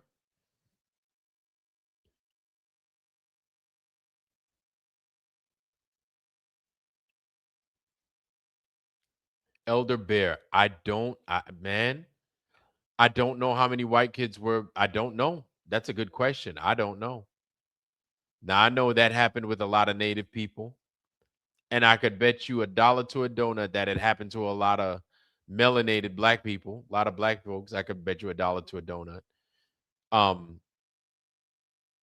It would just take some. It'll come out eventually. But you see the incubator babies in the 1800s, and that's the crazy thing.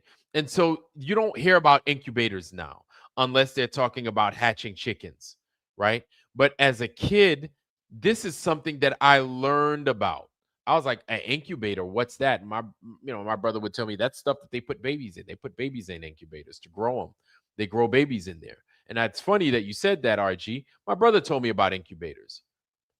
And I was like, wow. Like, I was like, okay, well, that's cool. to grow babies. You grow babies in incubators. Cool. That's fair. But this is information that's they're gonna burn the books. Just give it some time. They're just gonna get rid of it. Right. And when you have people involved with these things, they're part of the committee of liars. I don't know where you are. Who was it? Coca-Cola, something like that. Country Club and Coke. Yep. That's what I see. Country Club and Coke. That's what I see, and that's what's actually happening. But why are they doing it? They're hiding from us our past. That much is starting to become evident. Every time we take a look at these structures, every time we start to recognize that these structures aren't what we once thought that they were. It wasn't a fucking candy shop and it's got a fucking dome over it. It wasn't a post office and it's got fucking Greek columns in front of it. You know, it wasn't Foot Locker, the shoe store, and it's got a green roof with green trimming and a fucking a dragon fighting a goddamn griffin in the front. And that's a shoe store? Are you kidding me? But that's what we're talking about. Why they're trying to hide our past, we can go on all night about it. We definitely can. But I don't want to stay too long on that. But the lies, man. Why the lies?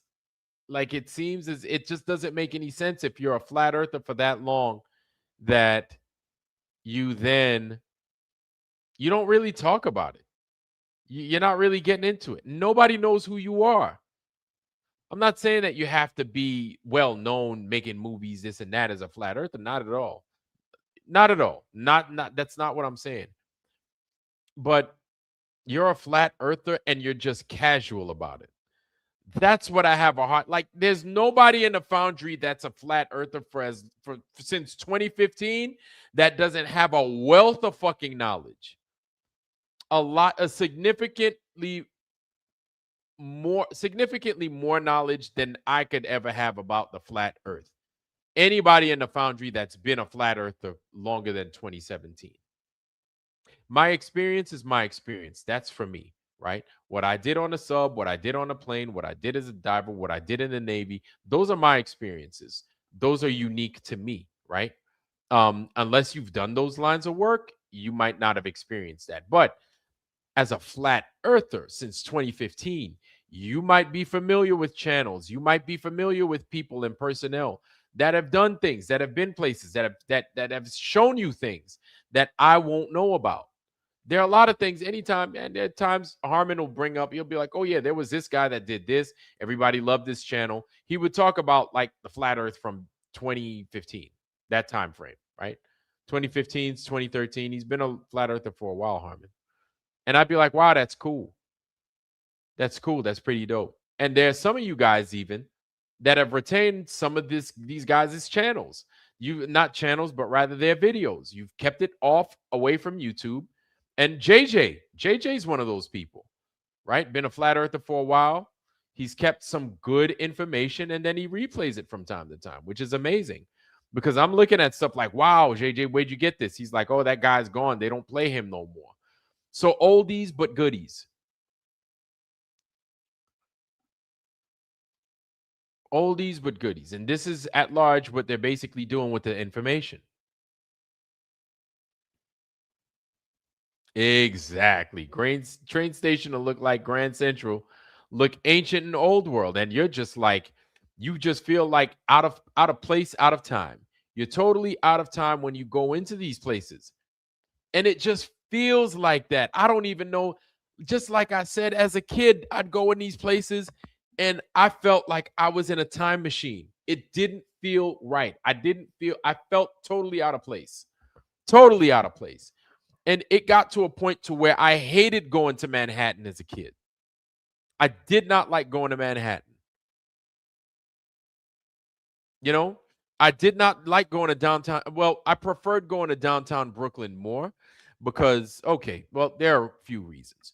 When we would go to Manhattan and we had to, anytime we went into Manhattan, we crossed a lot of times we had to walk across the Brooklyn Bridge. And I was like, man, I really don't feel like walking. And anytime we got on the train to get to Manhattan, it smelled like piss, fucking covered in graffiti and shit. This is New York back in the 80s, y'all. Covered in graffiti, had the red trains and shit covered in graffiti, especially when we was going down to Harlem and stuff. Things was covered in graffiti, smelled like piss down there. Had the wooden turnstiles. You put the tokens in there, and then you walk through the joint. It was like and I was like, I do not. And then me as a kid, my mom was like, yeah, just go underneath. You ain't paying. You ain't gotta pay for no. You ain't gotta pay for that. You ain't getting no tokens. You good. But New York City had these little tokens, these little joints. And it's like, man, I ain't like going out there, man. I did not like going out there. Did not like going to Manhattan. And I preferred going to downtown Brooklyn, which is it resembles a lot like Manhattan. But downtown Brooklyn was downtown Brooklyn. And I was like, I ain't got to take no train like that. And if I did have to take a train, it would be the train to New Lots, the C train.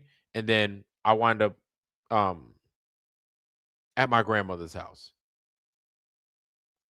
Out there, we would take another, I forgot which, we would go to New Lots. My dad would pick us up, and then my grandmother lived off of Eastern Parkway. But yeah, man, that shit, I'm telling you, like going to Manhattan as a kid, like I didn't know my ass from my elbow, but you just felt out of place, and it wasn't a good feel. It just wasn't. Oh boy. Everything just felt out of place. I don't know. For all you guys that might have lived in the city, for all you guys that might have lived in New York, when everything was a lot older, you might know what I'm talking about. Or you might have lived in a place similar to New York, that might have felt old. And you might have had the same feeling as a kid. I don't know. But yeah, this shit didn't feel right to me. It just didn't. Going in those buildings and shit, it was like, it just, yeah, I felt totally out of place. And I just wanted to go home. I was like, I'm good home. I don't want to be out here dealing with this shit. But anyway. But yeah, man, let's get back to fucking John Mariande. I'm over here just fucking flapping my gums when I shouldn't be flapping my gums. We should be talking about John Mariande. So let's get back to John Mariande, y'all. There was an agenda in the way that you guys were presented. I mean, you have a color commentary from maybe Rolling Stones or something. And she's got a beautiful like lighting skill. I mean, it could have been the president or like Barbara Walters interview. It's a sit down. It's a deep focus, beautiful lighting. They have a psychologist who's commenting on conspiracy theory and what draws people to this. And this person is in a suit and he's had time to be comfortable and to shave and to have the nice lighting like I've set up here. And then you've got like Nathan, who he's not bothered by it, but he's got two hammers in his interview. And this is who he is. He's a guy that's active and he juggles for his hand-eye coordination with the ping pong balls. And I didn't feel like that was really fair. And I felt like as a filmmaker, this was a great story to tell because there was this objective here beyond just going and seeing the sun circle us and saying, yeah, I'm right, you're wrong, or what have you. It's like to give an honest look into a fair look into the person. What draws us all into these things? There's something that really draws us all in. You watch a Dave Weiss conversation, and he's masterful at his videos. He's so good at it. The music is perfect. He tugs your heartstrings, and he really makes you, with the old woman in The Next Level. She's talking about how back in the 60s in public education, they taught the flat earth curriculum.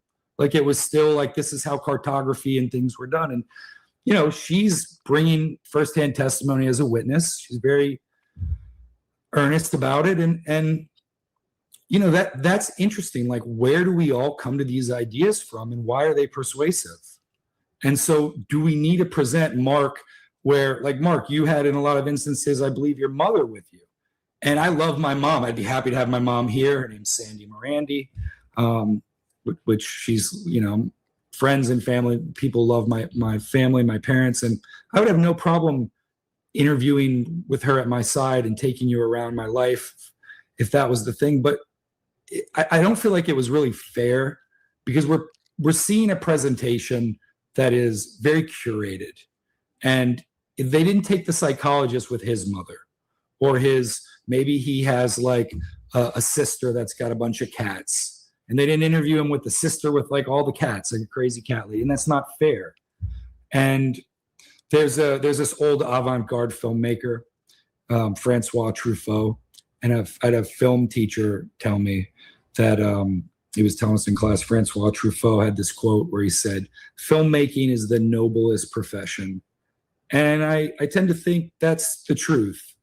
I tend to think content creating, if you're staying honest about it, whether you're an independent journalist or conspiracy journalist or an expose journalist, like, if you're presenting it fair and you're presenting both sides, the audience can make the decision for themselves. You don't have to present it in any sort of a frame. And that really attracted me to this really, really early and throughout this whole process. Brown. Well, hey, it all sounds great. I think, you know, there's going to be a lot of people that are waiting to see the final product to see if that's truly the message that comes through. And I want to get to the documentary and the whole Antarctica trip. And I think we will get there. But take us back really quick just to you getting into flat Earth again. What was it? If you weren't coming across Jaron and Austin, what were you coming across that you found compelling? And what would be the kind of your top 3 flat Earth proofs that, you know, help you claim that you are a flat earther? Yeah, the first thing I can remember very clearly was a website. And I would say it was probably an Eric Dubay website. And it was the original NASA photos of the blue marble. And, you know, working with cameras, having my eyes in cameras all the time, seeing those images side by side, you know, it's like photography had been around for 50 years. Like, there's great photography. You're telling me NASA astronauts didn't bring any sort of a camera to get a good picture of it? Like, we've got these, I guess those were Voyager photos then, but the NASA photos, those original first 8 or 12, they were just. No. Voyager photos were in the mid 70s anyway, but no. Let's let them continue. I don't know. I'm having a hard time swallowing what this guy's giving, man. I don't trust it. Like, what were your proofs? Listen, anybody could come in here. Yeah, the dude's such a plant. We're gonna have to water him. We're gonna have to water him and give him freaking nutrients. Yeah, I don't get it. You ask a flat earther what was your proof, and we would go into great detail. Oh, this one, the waterline flat, 8 inches per mile square. When I saw that, we would tell you what we saw, how we saw it, what it smelled like. You know, somebody spilled coffee on my foot. And that's when I realized, you know, all kinds of, like, we would go into the specifics. I don't hear any of that from him. I don't hear any excitement from him, really. It's hard. Like, no flat earthers like that. None. And let me let this guy keep talking. I don't want to steal his thunder. Really suspect. And as I read more on this site, I think it pointed out the cloud patterns, which is a statistical anomaly that would have been impossible. And that really, like, opened it up for me. I mean, it's pretty simple. You show someone who's not digging into this stuff on a daily basis those images, and they're like, yeah, there's something weird about it. I know Matthew Pollard had some videos where he worked for NASA and he unpacked the process, how those were created. I think it was they were stitched together. You start to like if this is the guy doing it, and you're seeing there's a hurricane in two places or a weather pattern that are like a swirl and they line up perfectly. It's like I then have to question NASA, and that's what I did. I immediately went to Werner von Braun, where it was Operation Paperclip, where he was formerly a Nazi scientist, and the story goes he was brought by the Americans to work on our rockets program. But on his tombstone, it said Psalm 9:1 or 9. What was it? Psalm 9:111. That sounds like 9:11, but it was like no, I know what you're talking about. You'll know the handiwork of the Lord by the earth, the waters and the firmament. Firmament declareth, yeah. Yeah, and so then I start to dig into that, and I see all the. Oh Lord, listen.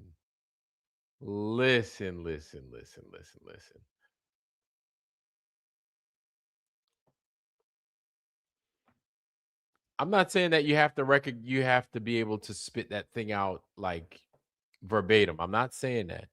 But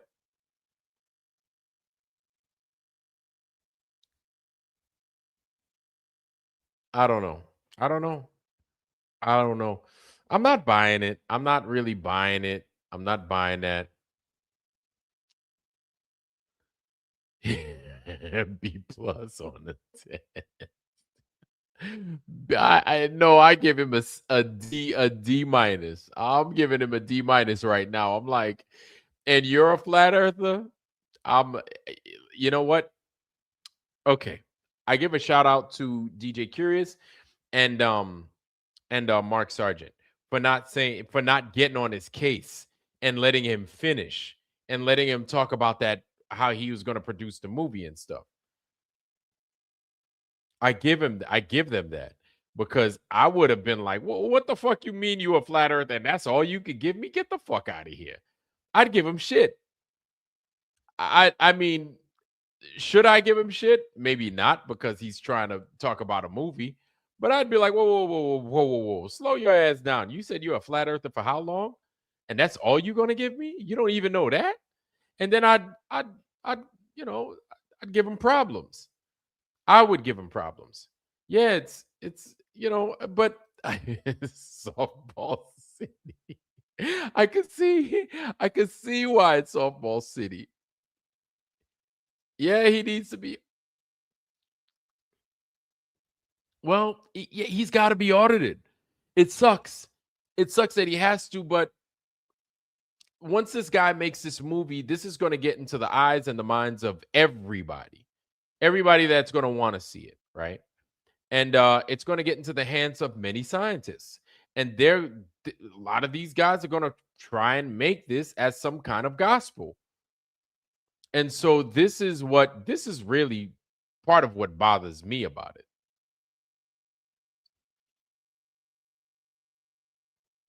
To be a flat, yes.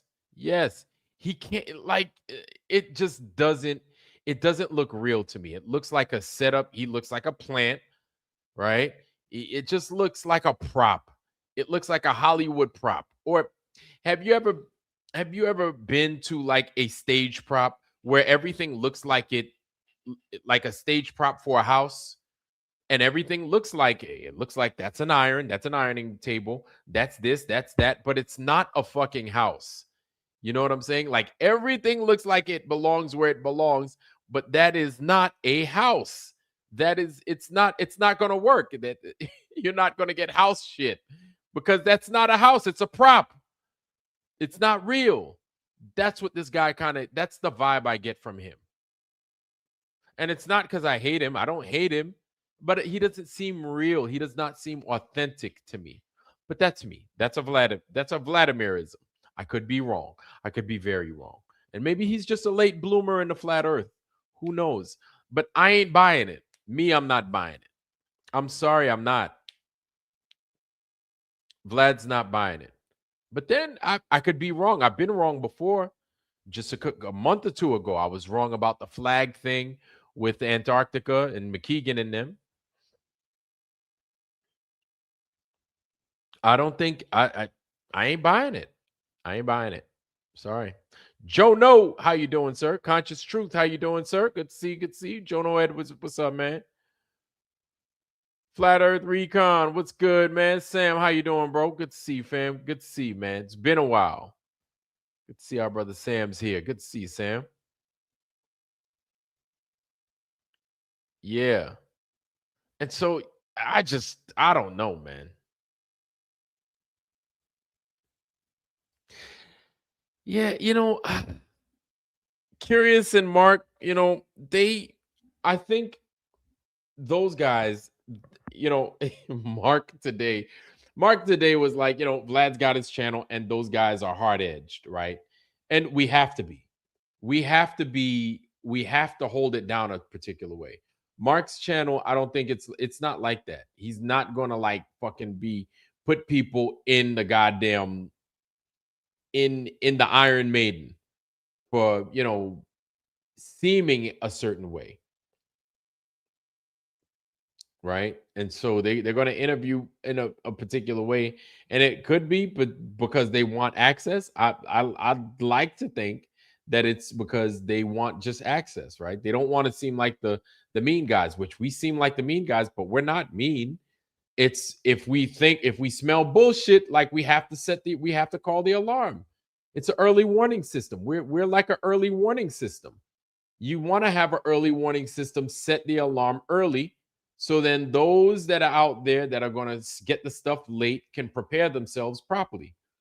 So it's like an early warning system. I don't think there's anything wrong with that. To be the fucking, hey, I have problems here. I don't know what it is, but it ain't working with me, right? Let everybody else sift through it. Nothing wrong with being an early warning system. Nothing wrong with that. But just these days, like, people will lie to you. These days, people will try to deceive you, man, just to drive a fucking narrative home. It's sad, but it's the truth. That's the reality that we live in, man. Somebody's always going to try to get a lick off you, man. These people, man, it is what it is. I don't like it, but that's the reality that we live in, man. They're never going to fucking be good with us. They're not going to be honest with us. It is what it is. But let's press on. I do not want to take up too much of y'all's time sitting there flapping my gums. Let's go back to it. Where's that damn thing at?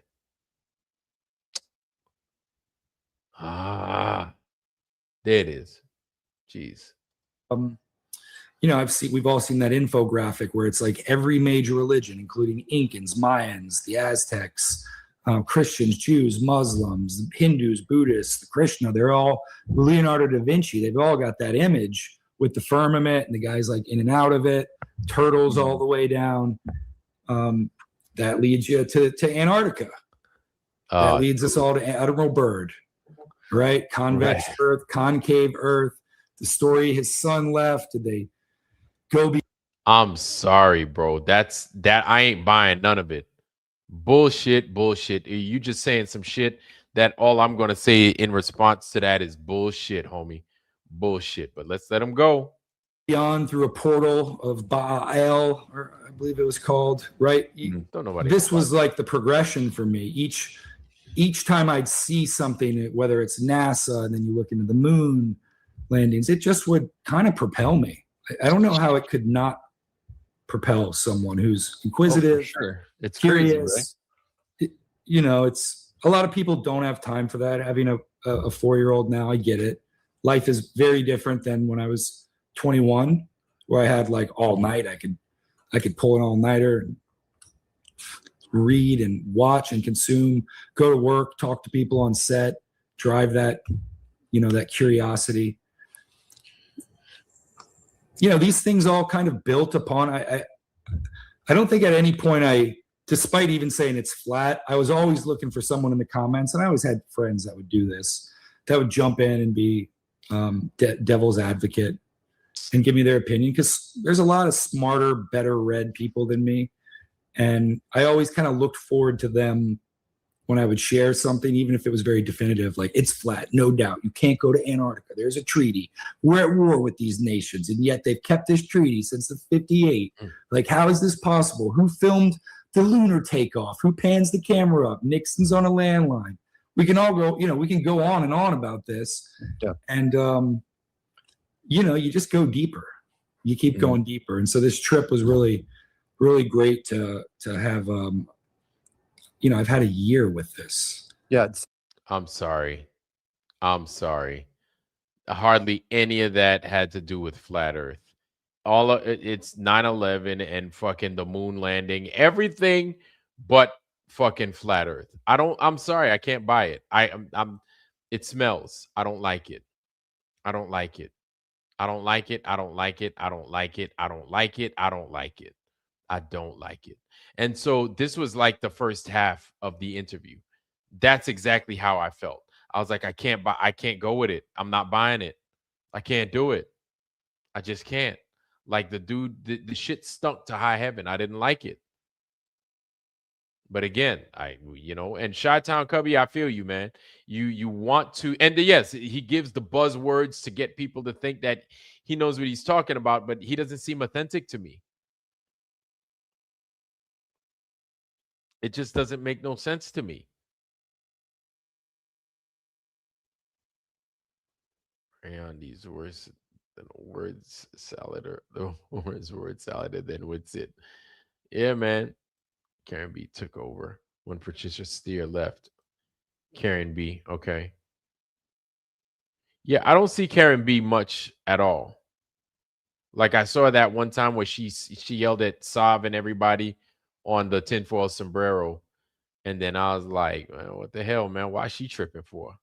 Because we didn't believe their bullshit. Now I'm getting mad about the final experiment. We had a hard time swallowing their story. And then she lost her shit on us, So all right, man. I'll let this dude finish up, man. I'll let him talk. Sounds like it was cathartic for you in a way that you had to do this because you got some closure on it, or at least some part of some resolution one way or the other that other people don't get the chance to get. So it brings up another subject. It's sort of like, and some of my friends and family will probably roll their eyes because I bring this into a lot, but like witness testimony versus the hearsay of what someone else says. Even if I was to go up in a rocket today, like Katy Perry, and right, and I was to see it, Katy Perry Trudeau, how difficult is that, right? / Castro, how difficult is that to go and just have the resources to do? Like, yeah, maybe Elon or someone sees our trip and is like, I'll send these guys. And, that's a miracle. And wow, what an opportunity. But then I come back with hearsay. And so the deeper thing I started to really wonder on this trip is it's sort of like, why does this matter? Why are people so concerned with flat Earth? And in a lot of ways, it's a salvation story. On one side, you have this idea that's we're on this rock floating through space and time, no purpose, flipping and turning. Bullshit. You don't ask why people are so concerned about flat Earth. No, you don't. I'm here to say that. No, like you've been in a fucking flat Earth community for 10 years up to this point, right? And you're saying, well, why are people concerned? Why are people looking into the flat Earth? No, you're not saying why are people. Listen. You know why people are fucking flat earthers. You know why. You've spoken with them. You're not asking no fucking questions. You're not saying, well, let's try and see. No, you know why. You know why. It's the lies. That's why. The lies are it. Like everybody says, it doesn't matter the fucking shape. It's why the lie. It's why they lying. You know why. Don't sit. You get an F-, homie. I'm sorry. At this point, like, I was like, yeah, I wasn't buying it. And like, I just wasn't buying it. No, no. And I'm gonna watch this movie that he produces. I want to see what this thing looks like. I'm curious to see what it turns out to be. But yeah, right now it's like I don't know what else to say. I know I'm hurting somebody's feelings. Or I don't know. Or I'm gonna get a lot of shit for it, but I don't care because it is what it is. It just doesn't fucking stand. It doesn't have legs. It doesn't work. I don't know what else to say. It's not good. It's not good. It's not good. What I'm hearing from John Mariande at this point, it's not good. I'm not saying he can't make movies. I'm not saying that he's not good at handling a camera and working between digital and film. I'm not saying that at all. I'm just saying that that is not a fucking flat earther. That's what I'm saying.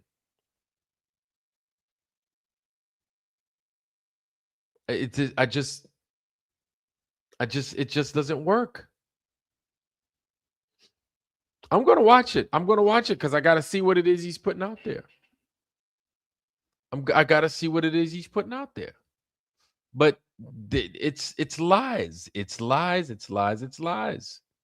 Yeah, a lot. You know, Maria, you brought up a good point because a couple of people mentioned that his flag was backwards. And that was the first thing you mentioned. You showed to me his shit was in reverse. Plus, he's got that Antarctica in the background. And there's no like I don't buy it as a flat. If you're a flat earther, you're gonna be flat earthy. You're separated from self-holding on TV, dear life. I don't know. George De Leon. I don't know what you're talking about. What are you talking about? You're separated from self-holding. Holding on TV, dear life. I don't know. I don't know what that means.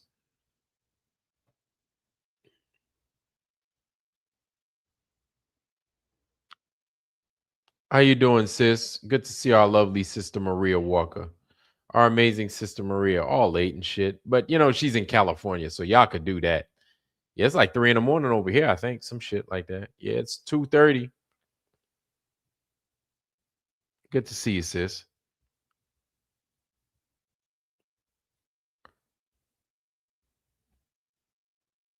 Yeah, like it just I don't know. I don't know. I don't know. Like it just doesn't it doesn't it yeah. I think when I go back to Strange World and we discuss it, I'm gonna have to talk about John Mariande. And maybe they're gonna say that we got to give them a chance. They're probably gonna say it. I don't know. Maybe I could be wrong. Maybe we got to get. I don't know. I can't. That already. But we have more of an interview. We have more of the interview to look at, and like that right there, I was like, this guy, I can't do it. I can't do it. I don't like it. I don't like it. I don't like it. Like the more I hear him talk, it's like I don't know what to do or what to say. The keys of the kingdom are in his hand because he's the one making the movie.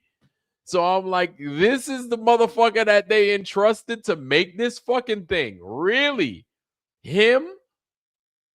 And like I said, you got Sean Hibbler, you got Vika, you got these people, you got these people. You got these people. And that they trusted him with the keys to the kingdom. It don't make no sense, bro. It did. I don't know, man. I don't know. I could be wrong. I've been wrong before. I've been wrong in the past. I don't know. I don't know. I don't know. Me, I don't like it. But that's me. But I'm gonna watch it. And I'm gonna watch it. And I would recommend that we watch it. We see what the hell they're putting out there. Not to monetize their stuff or anything like that, but to see what it is that's going out there. I think that's a solid thing to do. But damn. I don't know. I don't know. Damn, I never thought that I would go this hard into flat earth or into anything like I am the flat earth. I haven't been so passionate about something. Wow, yeah, in a long time. I just haven't.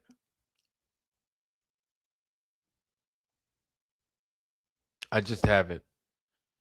And here I am with a bunch of other adults, good people out there that we're trying to figure this whole thing out. Our sister Marcy Chan. Where's Marcy? Marcy Chan is here. That's right.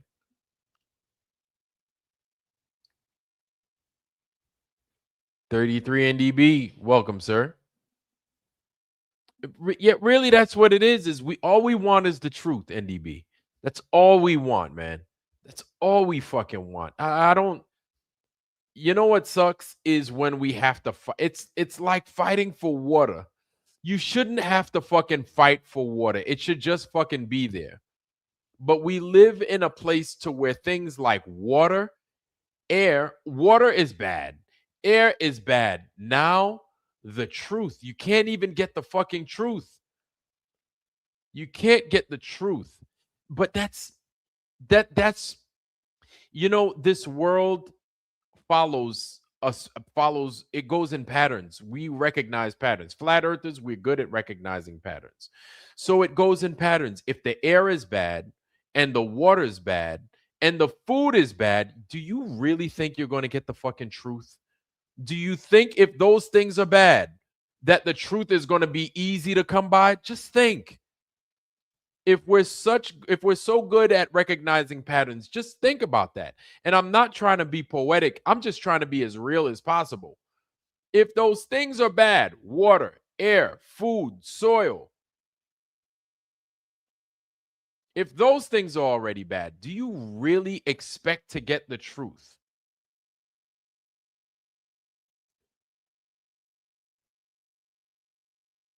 I know it's fucked up. It is fucked up. But it seems like it's like everybody's fucking lying to us. And it's not like I don't it's like everybody's fucking lying to us. We're getting lied to by everybody.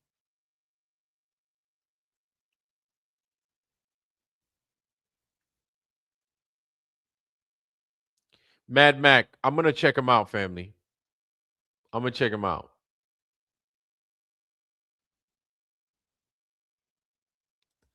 Yeah, that's what I'm saying.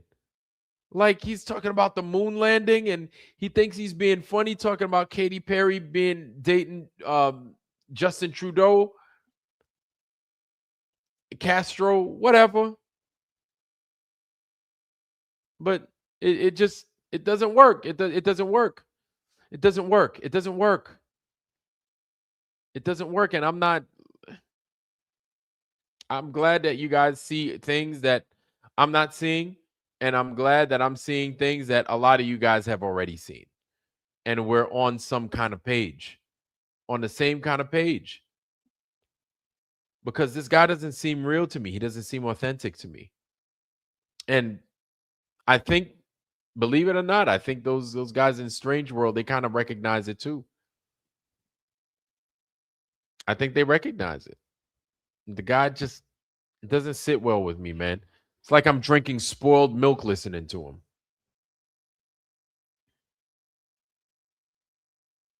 Yeah. Yeah. Well, I had where's mine at? I do have globes in my house, right? I have them. I use them for examples. I have a globe. It's something I got from the dollar store, right? I got a globe here.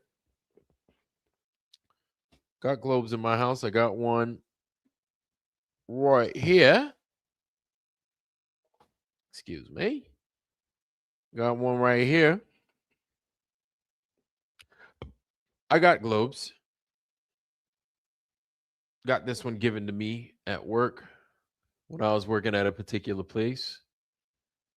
Right? Now I know it's bullshit, but It's a globe. Still have them. But yeah, I ain't gonna put them on display. And when I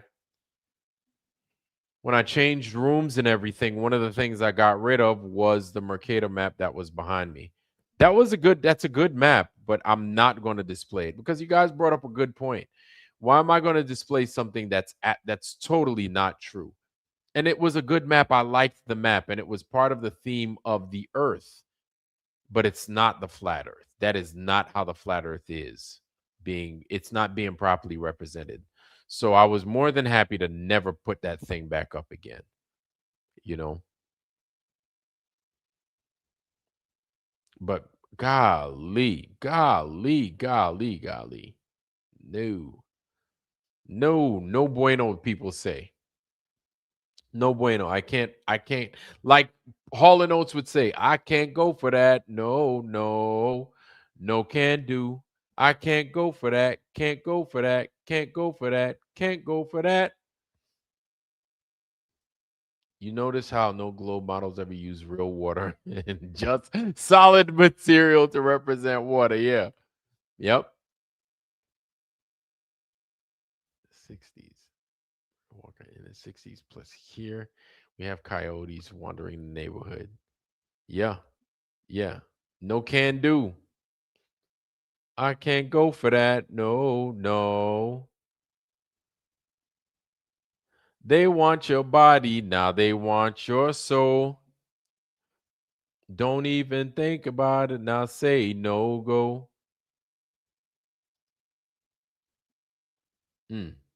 I can't go for that. No can do.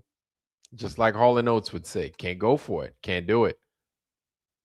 But let's get back to Mr. Mariande and them, and let's let them talk.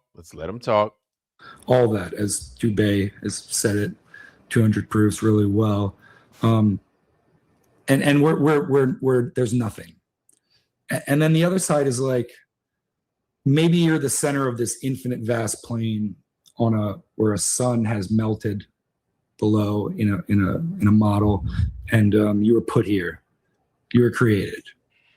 Those are vastly different ways to live your life. Absolutely. Yeah. How did it start to change your life? Was there what happened once you started to come to terms with this information?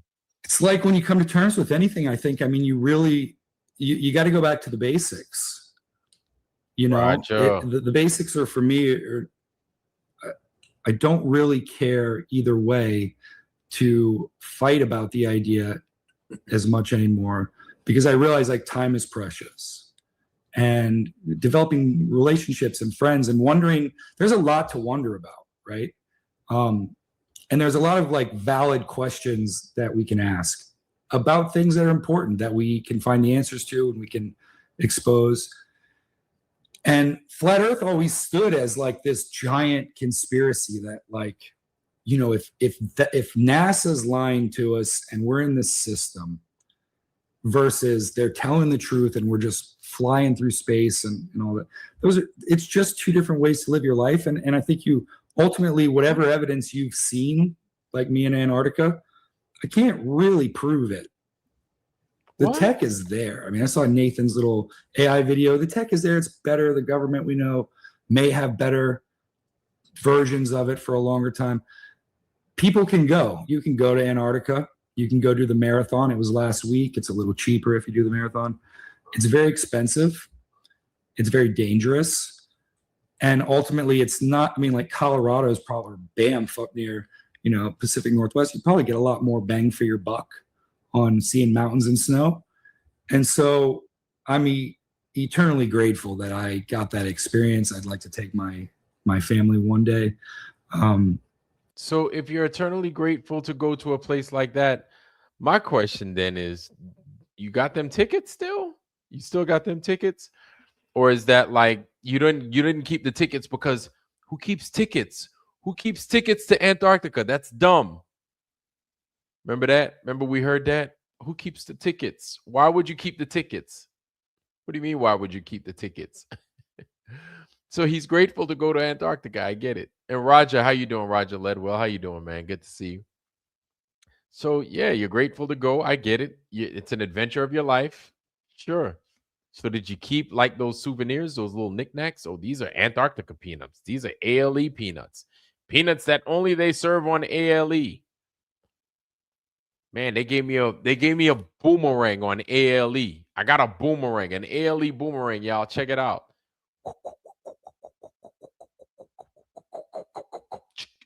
Boomerang, ALE. Whatever. I don't know. I don't fucking know. Especially the three. Oh, wow. Yes. Yes. The receipt for that airplane ticket, 300 grand.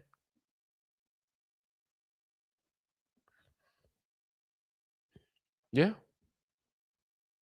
There's so many different ways to slice this cat. I don't know. Something didn't go right. Something ain't right with the whole thing, man. Yeah, something ain't right.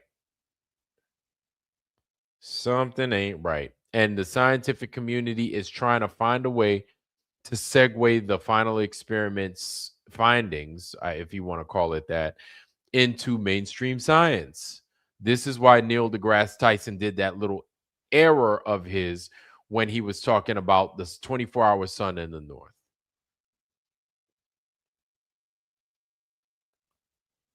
It just doesn't make any sense. Doesn't make any sense. Let's go back to these guys. You know, my daughter especially, because it's a thing. Most people aren't going to do it, and that's kind of what it is. As far as Antarctica being a place to go to, put your feet on it. I did it. I touched the next place. But the conversations around it, no matter what I say and what I show, people still have to make a decision to choose what they want to believe and why. And so I found that the story of all of us, kind of from the start, I found the story was going to be of who we all are, what was so persuasive about us going. People have made their livelihoods doing this. They found and built community where it never existed before for them. And and what drives someone, whatever side of truth you're on, that question of truth versus identity. Yeah. Why does someone choose one or the other when oftentimes they might have both? That's interesting to me. And how have your friends and family reacted to this? A lot of us deal with pushback from friends and family that think all of a sudden we've fallen off the edge, so to speak. So how do you like to explain to your friends and family like what this means exactly? Yeah, I think they've all handled it well. I mean, if you're in these conversations and your family's just normies, just regular people, they're not influencers or famous or political or they're not in like any sort of capacity, like a teacher or a preacher or priest or anything. I think they take it as sort of my journey. They're interested constantly. It's like, what did you see? What, like you said, what changed? What didn't change? What was unusual? For the most part, I've shared the fun ride of just being attached and platformed, like being in the back of some of these videos. I have an Instagram. There's like 400 people that follow me. I have a Facebook. It's like high school and college and family friends. So things I've done that have gone viral or movies I've made, that was someone else's labor. But the satisfaction of TikTok, when I posted a video asking people while we were there on a small account, like, how far is this mountain? Because it was interesting. There's no humidity. There's no air. So bro, he's talking about your family, cuz. Talk about your fucking family, man. Like, listen. Okay, listen. It was a listen, you talk about softball city, Chi-Town, Cubby Bear. That was a softball question. What does your family think about you being a flat earther? About your journey as a flat earther? Oh, they're cool with it. Who's your family? The Adams family? What family is cool with anybody just being a flat earther? But that was it. I don't get it. There was like, it's like I'm sitting there like, that's it. Like they were good with it. Oh, you're a flat earther, cool. All right. Do you want lasagna tonight or do you want rice and chicken? Did you hear what I just said? I said I'm a flat earther. Okay, cool. Really? Even that is a conversation. My parents didn't care. And I was so blown away because my parents didn't care that I asked them if they heard what I was saying. Do you understand what I'm saying? Even that's a conversation. My parents didn't give a fuck. And it turned out I thought they didn't give a fuck. They thought that I said if something else, whatever, I don't know, right? But then, or you could get an adverse reaction. My parents heard, I told my parents that I was a flat earther, and they said, "You're what? No son of mine is going to be a flat earther. Not if I can help it. Not in this house." You know what I'm saying? And I'm like, there was nothing, no protest, no pushback, nothing. There was nothing. And like, at that point, I was like, I got with DJ Curious. I was like, bro, I don't like this, bro. I don't buy it. This shit don't make no sense to me. Everybody in here has something from their family. Everybody in the foundry that is a flat earther has some kind of crazy adverse discussion that they had with somebody in their family. Everybody has a fucking story. Everybody has a fucking something. Everybody does. I know it. I'm not crazy. You're not crazy. We all have that fucking story because it's part of the journey.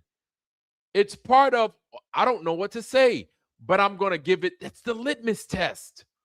What does my family have to fucking say about this whole thing? It's the litmus test. Well, let me try it on my family first before I go public and let everybody else know.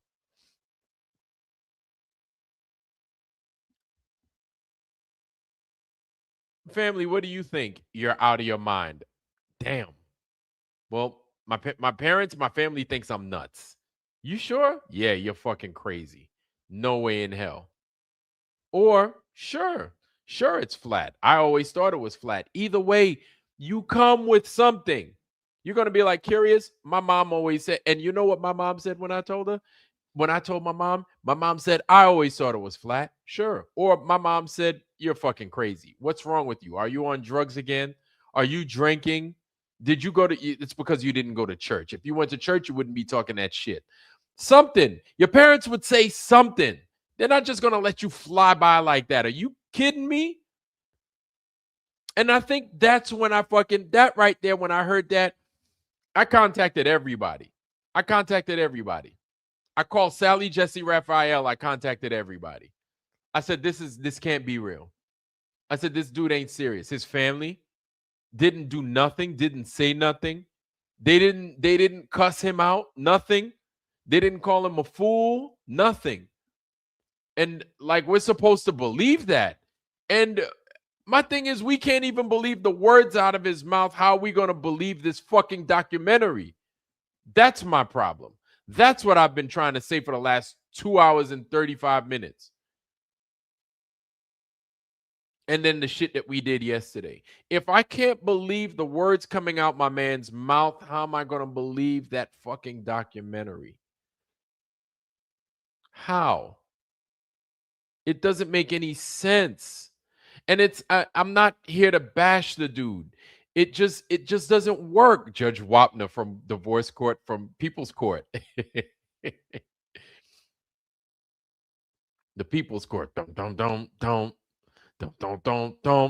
Remember that? The People's Court, y'all? I used to watch the People's Court back in the day. The People's Court will be right back after these messages. Judge Judy will be right back after these messages. You did what? You're lying. Shut up. You're lying. Oh, man, Judge Judy would piss me off when she used to yell like that. I'd be like, man, how the fuck you know? Man, I'm not lying. Man, God damn it. Fucking yelling at me like that. Shut up. You're lying. I don't believe it. You're lying. Judge Judy. Judge Judy used to. Oh, Judge Judy. Jenny Jones, Ricky Lake, Jerry. Ricky Lake. I used to watch the Ricky Lake show. I used to watch Jenny Jones. I used to watch Jesus Christ. Who was it? It was the Howard Stern show, but it was before the Howard Stern show. It was damn. There was another guy. There was the Robert Morton Downey Jr. Morton Downey Jr. There was the Morton Downey Jr. show. Not Robert Downey Jr. Morton Downey Jr. And he used to have a big giant mouth on his show. The Morton Downey Jr. show used to come on UPN. Yeah, UPN. Morton Downey Jr. show. And that motherfucker, ooh, he was bad. He was bad because he used to piss me because he'd bring his guests on and he would just berate them. And I'm like, dude, that's your guest, bro. Donahue. I used to like Donahue was good. Donahue was good. He was good. Yeah, man. No, not UPing. UPN. Uniform Papa November. Geraldo. Judge Joe Brown. Yeah, Judge Mills Lane. Jerry Springer. Yeah, man. All them dudes was good, man. They were all solid. Again, Jerry Springer had a illegitimate black child. He was like, into my black daughter, I leave you everything else that I have. It's all yours. Yeah, daddy's gonna die here soon. I'm sick. Maury Povich. Maury Povich, man. I used to watch those things. I used to enjoy watching them. Yeah. Judge Joe Brown has a photographic memory. Wow. Duffy will come back for the release. I don't know. Cops, Bad Boys, yeah. Cops is filmed on location. Yeah, man. Jonathan is clearly not a flat earther. He's not. He's not. He's not a flat earther. He's not.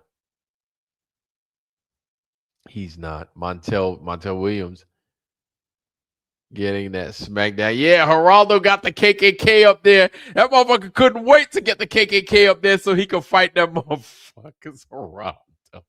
Oh God, Geraldo was crazy. Geraldo, man, got the KKK up there, man. Started fighting them motherfuckers, boy. Geraldo didn't give a fuck, boy. That's what I liked about people like Geraldo, man. He'd get people up there he didn't agree with. He's about to yell and he's about to throw hands with them. So, you know what's crazy? Montel Williams. I worked for a guy that was a submariner with Montel Williams. Bet you guys didn't know that. So Montel Williams was a direct support officer in the U.S. Navy. Real shit. And the guy that I worked for, this was many moons ago when I was in the Navy. The guy, he was a civilian that I worked for. He was also a submariner. And so he was an intelligence guy, just like me. But he was an officer. He wasn't an enlisted guy. So our worlds were similar, but they were slightly different. We operated differently. He understood what I did. I understood what he did, right? But I didn't work in his line of, I didn't do what he did. But still, Montel Williams was his friend. He was friends with him. He was even in Montel Williams's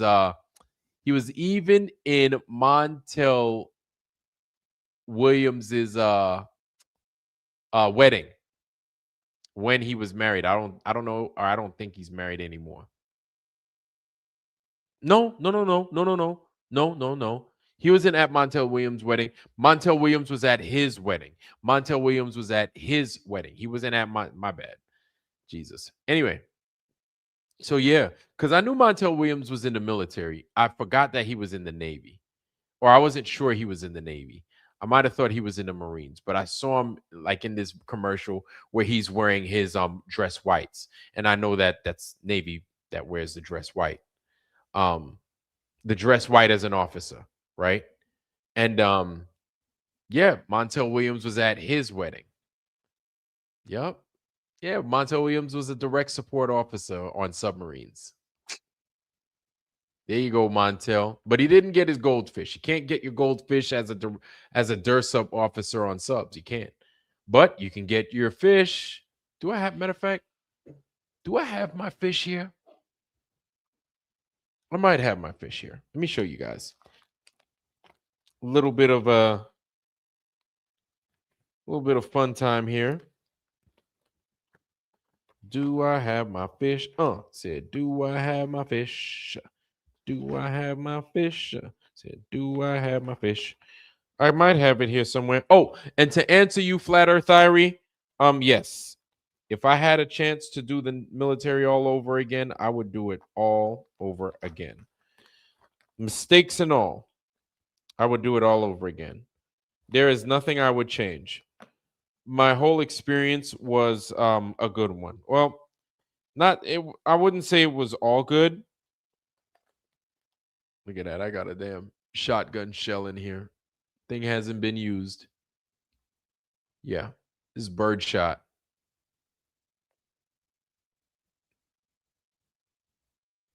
Yeah. It's a birdshot right here. I'm gonna have to shoot that off instead of just keep it in my freaking little bin over here. But yeah, if I had a chance to do the military all over again, I definitely would. I would. It was a good experience in that it was experience that I needed.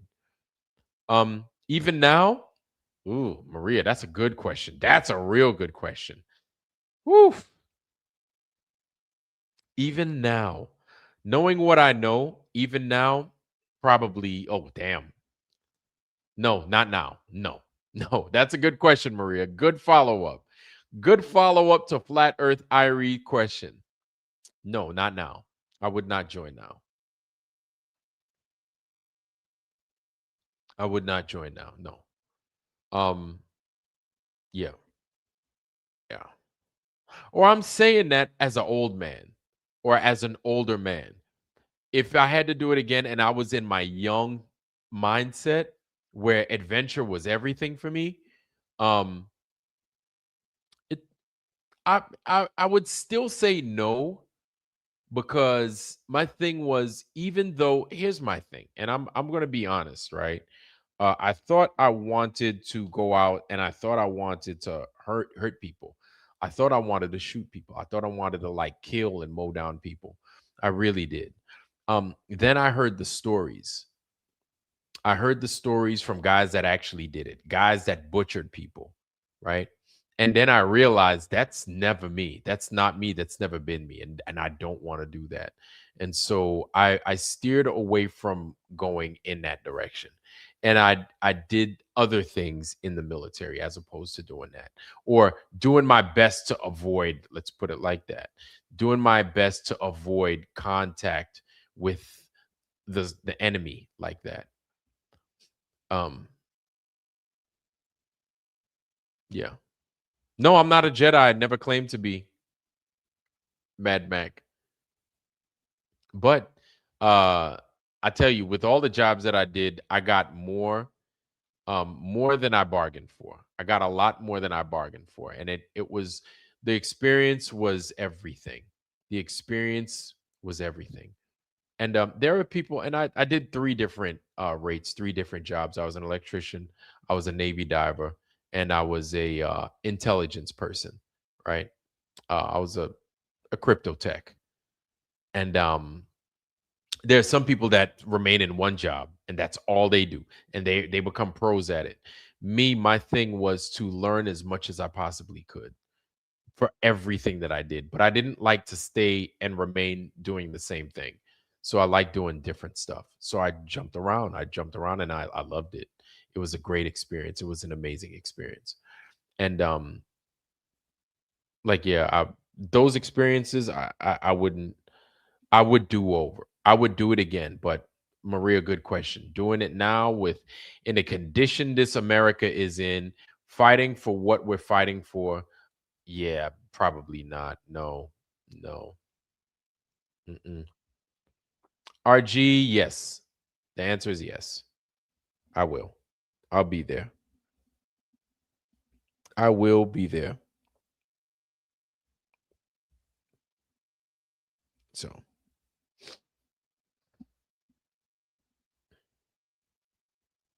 yeah. But damn it. Where did I usually have it? Um I usually have it over here, or I thought I had it. Oh, there it is. I knew I had it over here. I was like, I know I got this bitch here somewhere. Here it is. So these were my so when I say my fish, these are my fish. I knew that they were here. Can't see it. But this is when I got my dolphins. You call them fish, you call them dolphins, but these are my dolphins. These are my submarine dolphins. Right here. These are my sub dolphins. This is I forget the name of this dolphin, but this is Castor. This is Pollux. Any submariner. You ask a British one, you ask an American one, you ask an Australian one, you probably ask a Russian one and a French one, right?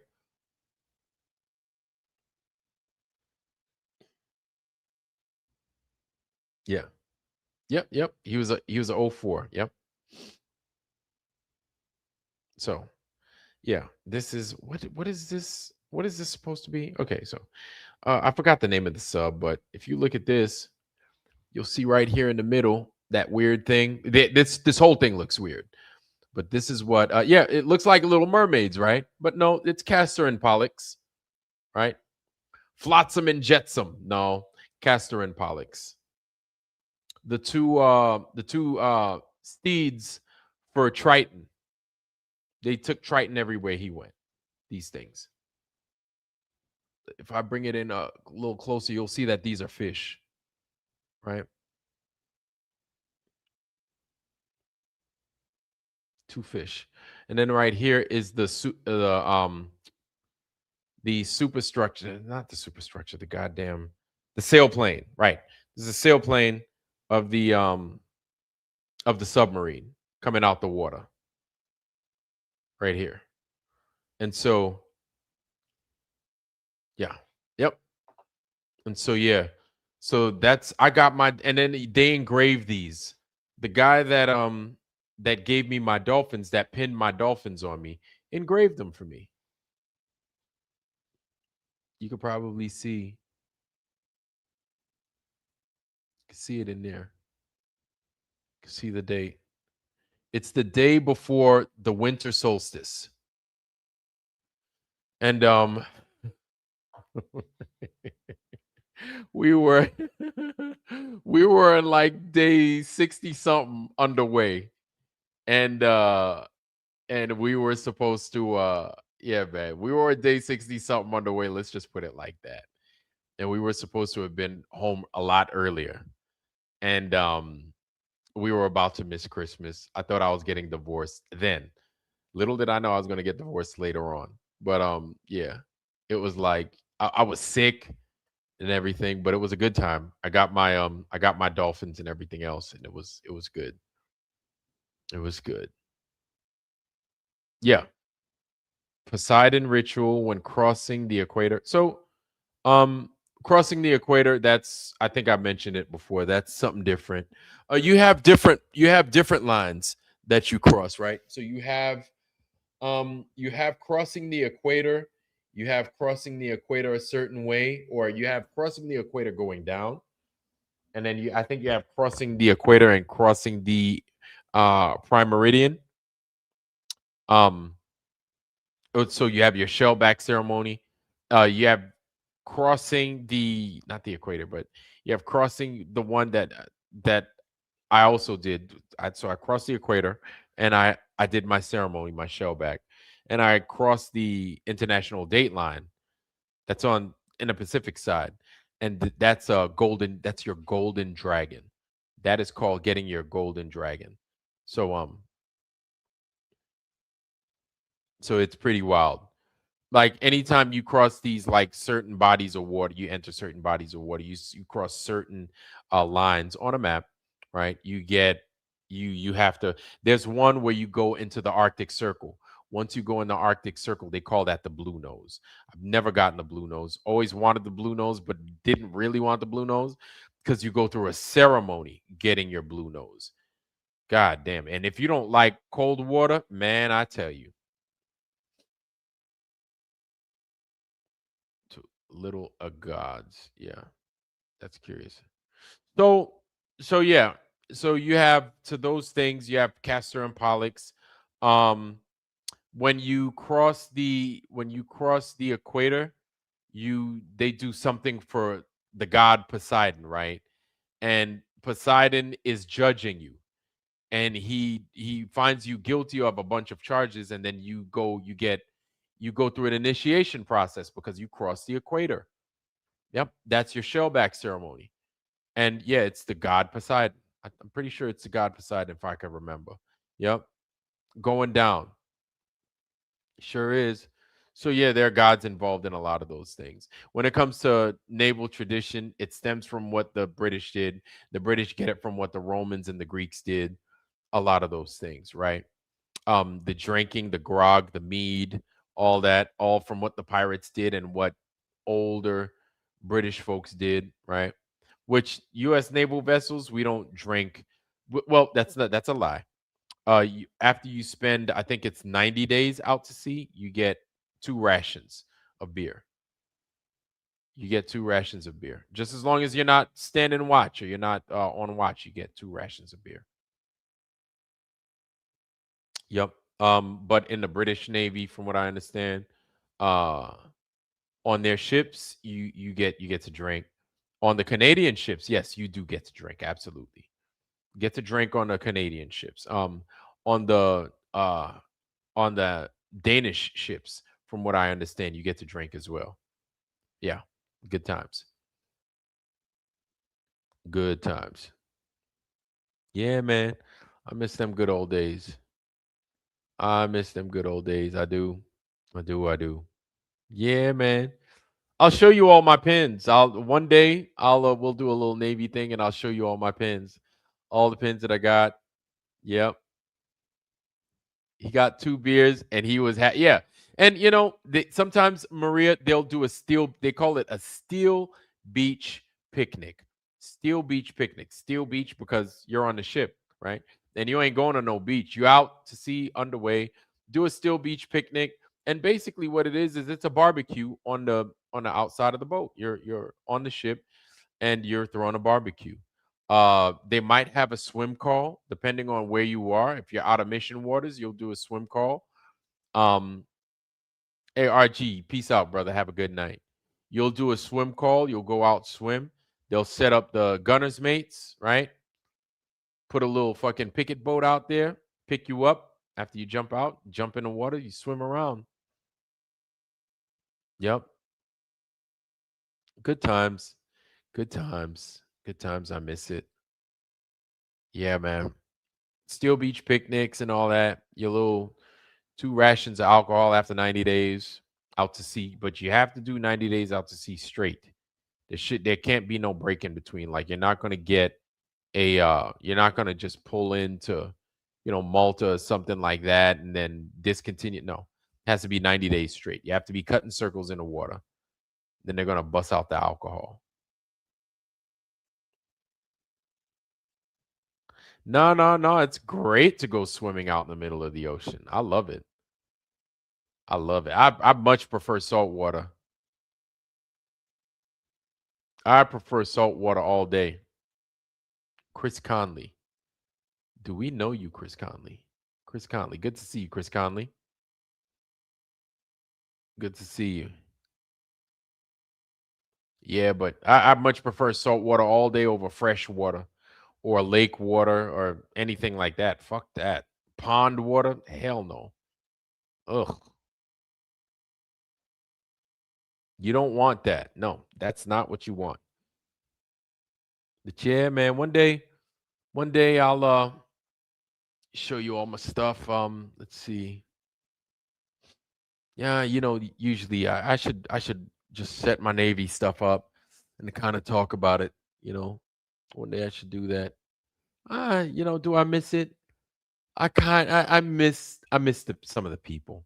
I do. Do I miss the bullshit? Nah, I'm good. I prefer being a civilian all day.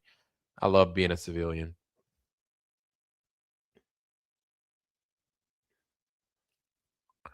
Mario, our boyfriend's here. Yeah. Diving's cool. Diving's cool. Just as long as you can breathe down there. The Hudson River. Oh, I don't know about that. No. No. I don't know about that. Nope. You're gonna have to pay me to get in that water. And I've been in some dirty water. Let me tell you. You're gonna have to pay me to get in that.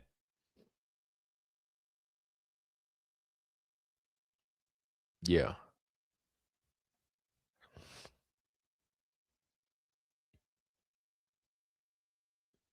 Yeah, man. But yeah, but we were talking about Montel Williams. But Montel Williams, yeah. Yeah. Yeah, he was okay, he was in the Marines.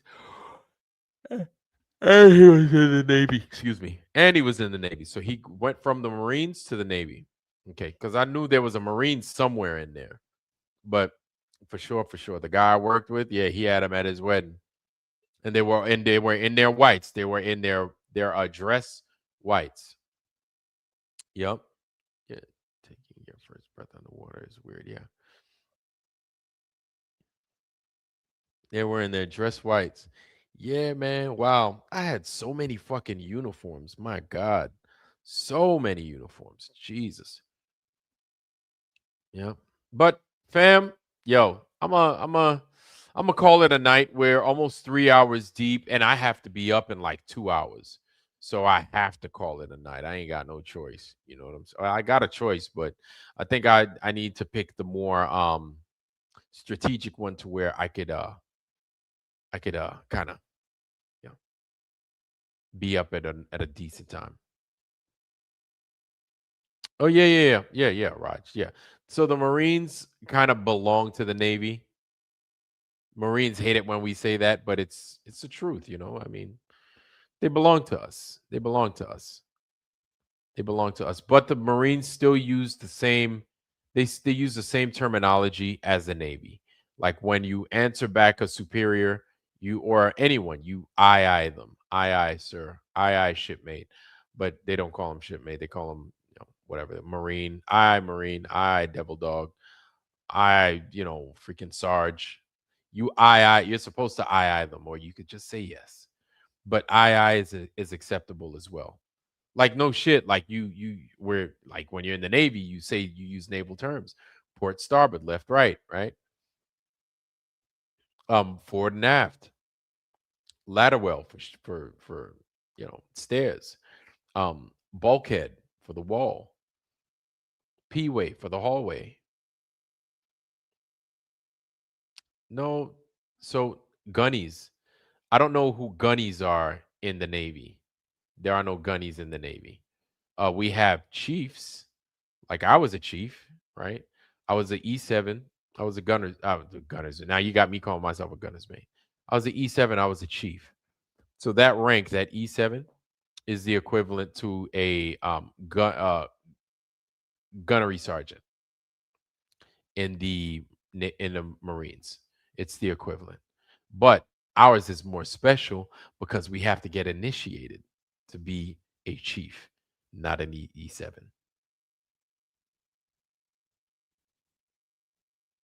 Oh. Navy gunnies or Marines. I don't know what that is. Hey, Marcy Chan, you have a good night, sis. Much love, princess. Much love.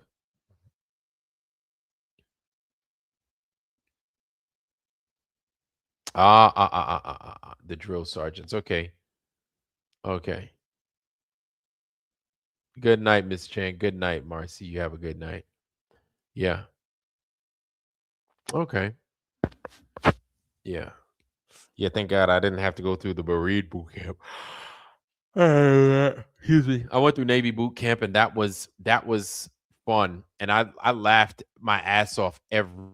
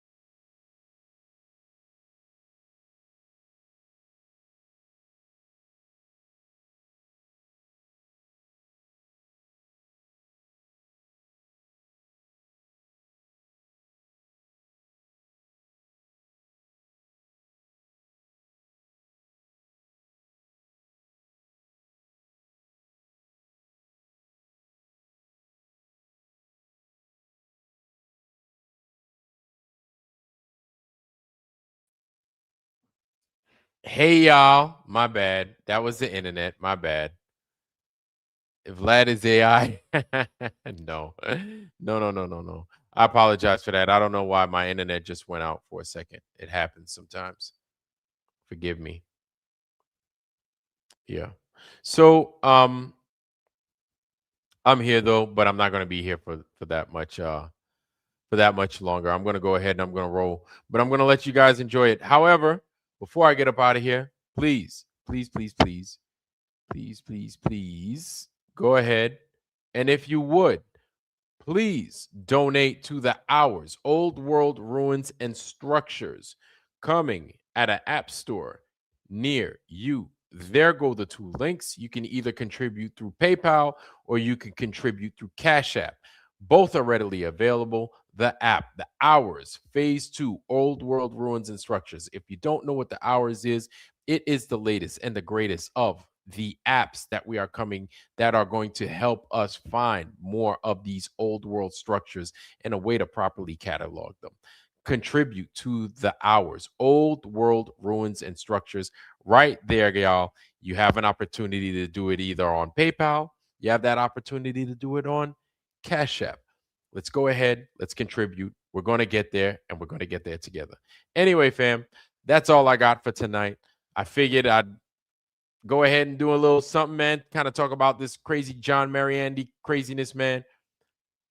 There's a lot to unwrap with that, gentleman. There's a lot to unwrap with this movie that he's going to make. There's just a lot to unwrap. But, you know, it is what it is. We'll get there. We'll get there soon enough. Anyway, fam, I'm going to leave y'all to it. I'm going to leave y'all with my blessing. I wish you guys nothing but the best, family. Health, wealth, love, joy, prosperity, most of all, wisdom. Let's be wise. Let's take care of each other. Let's take care of those that we love, all that stuff. Anyway, fam, that's all I got. I wish y'all nothing but the best. Health, wealth, love, joy, prosperity, most of all, wisdom. And with that, fam, we're going to be out of here, and I'll probably see you guys on Friday. Either way, let's enjoy some Jefferson's action going on here. Horse sheet, nice to see you, fam. Love you. I'm out. Peace, y'all. Peace.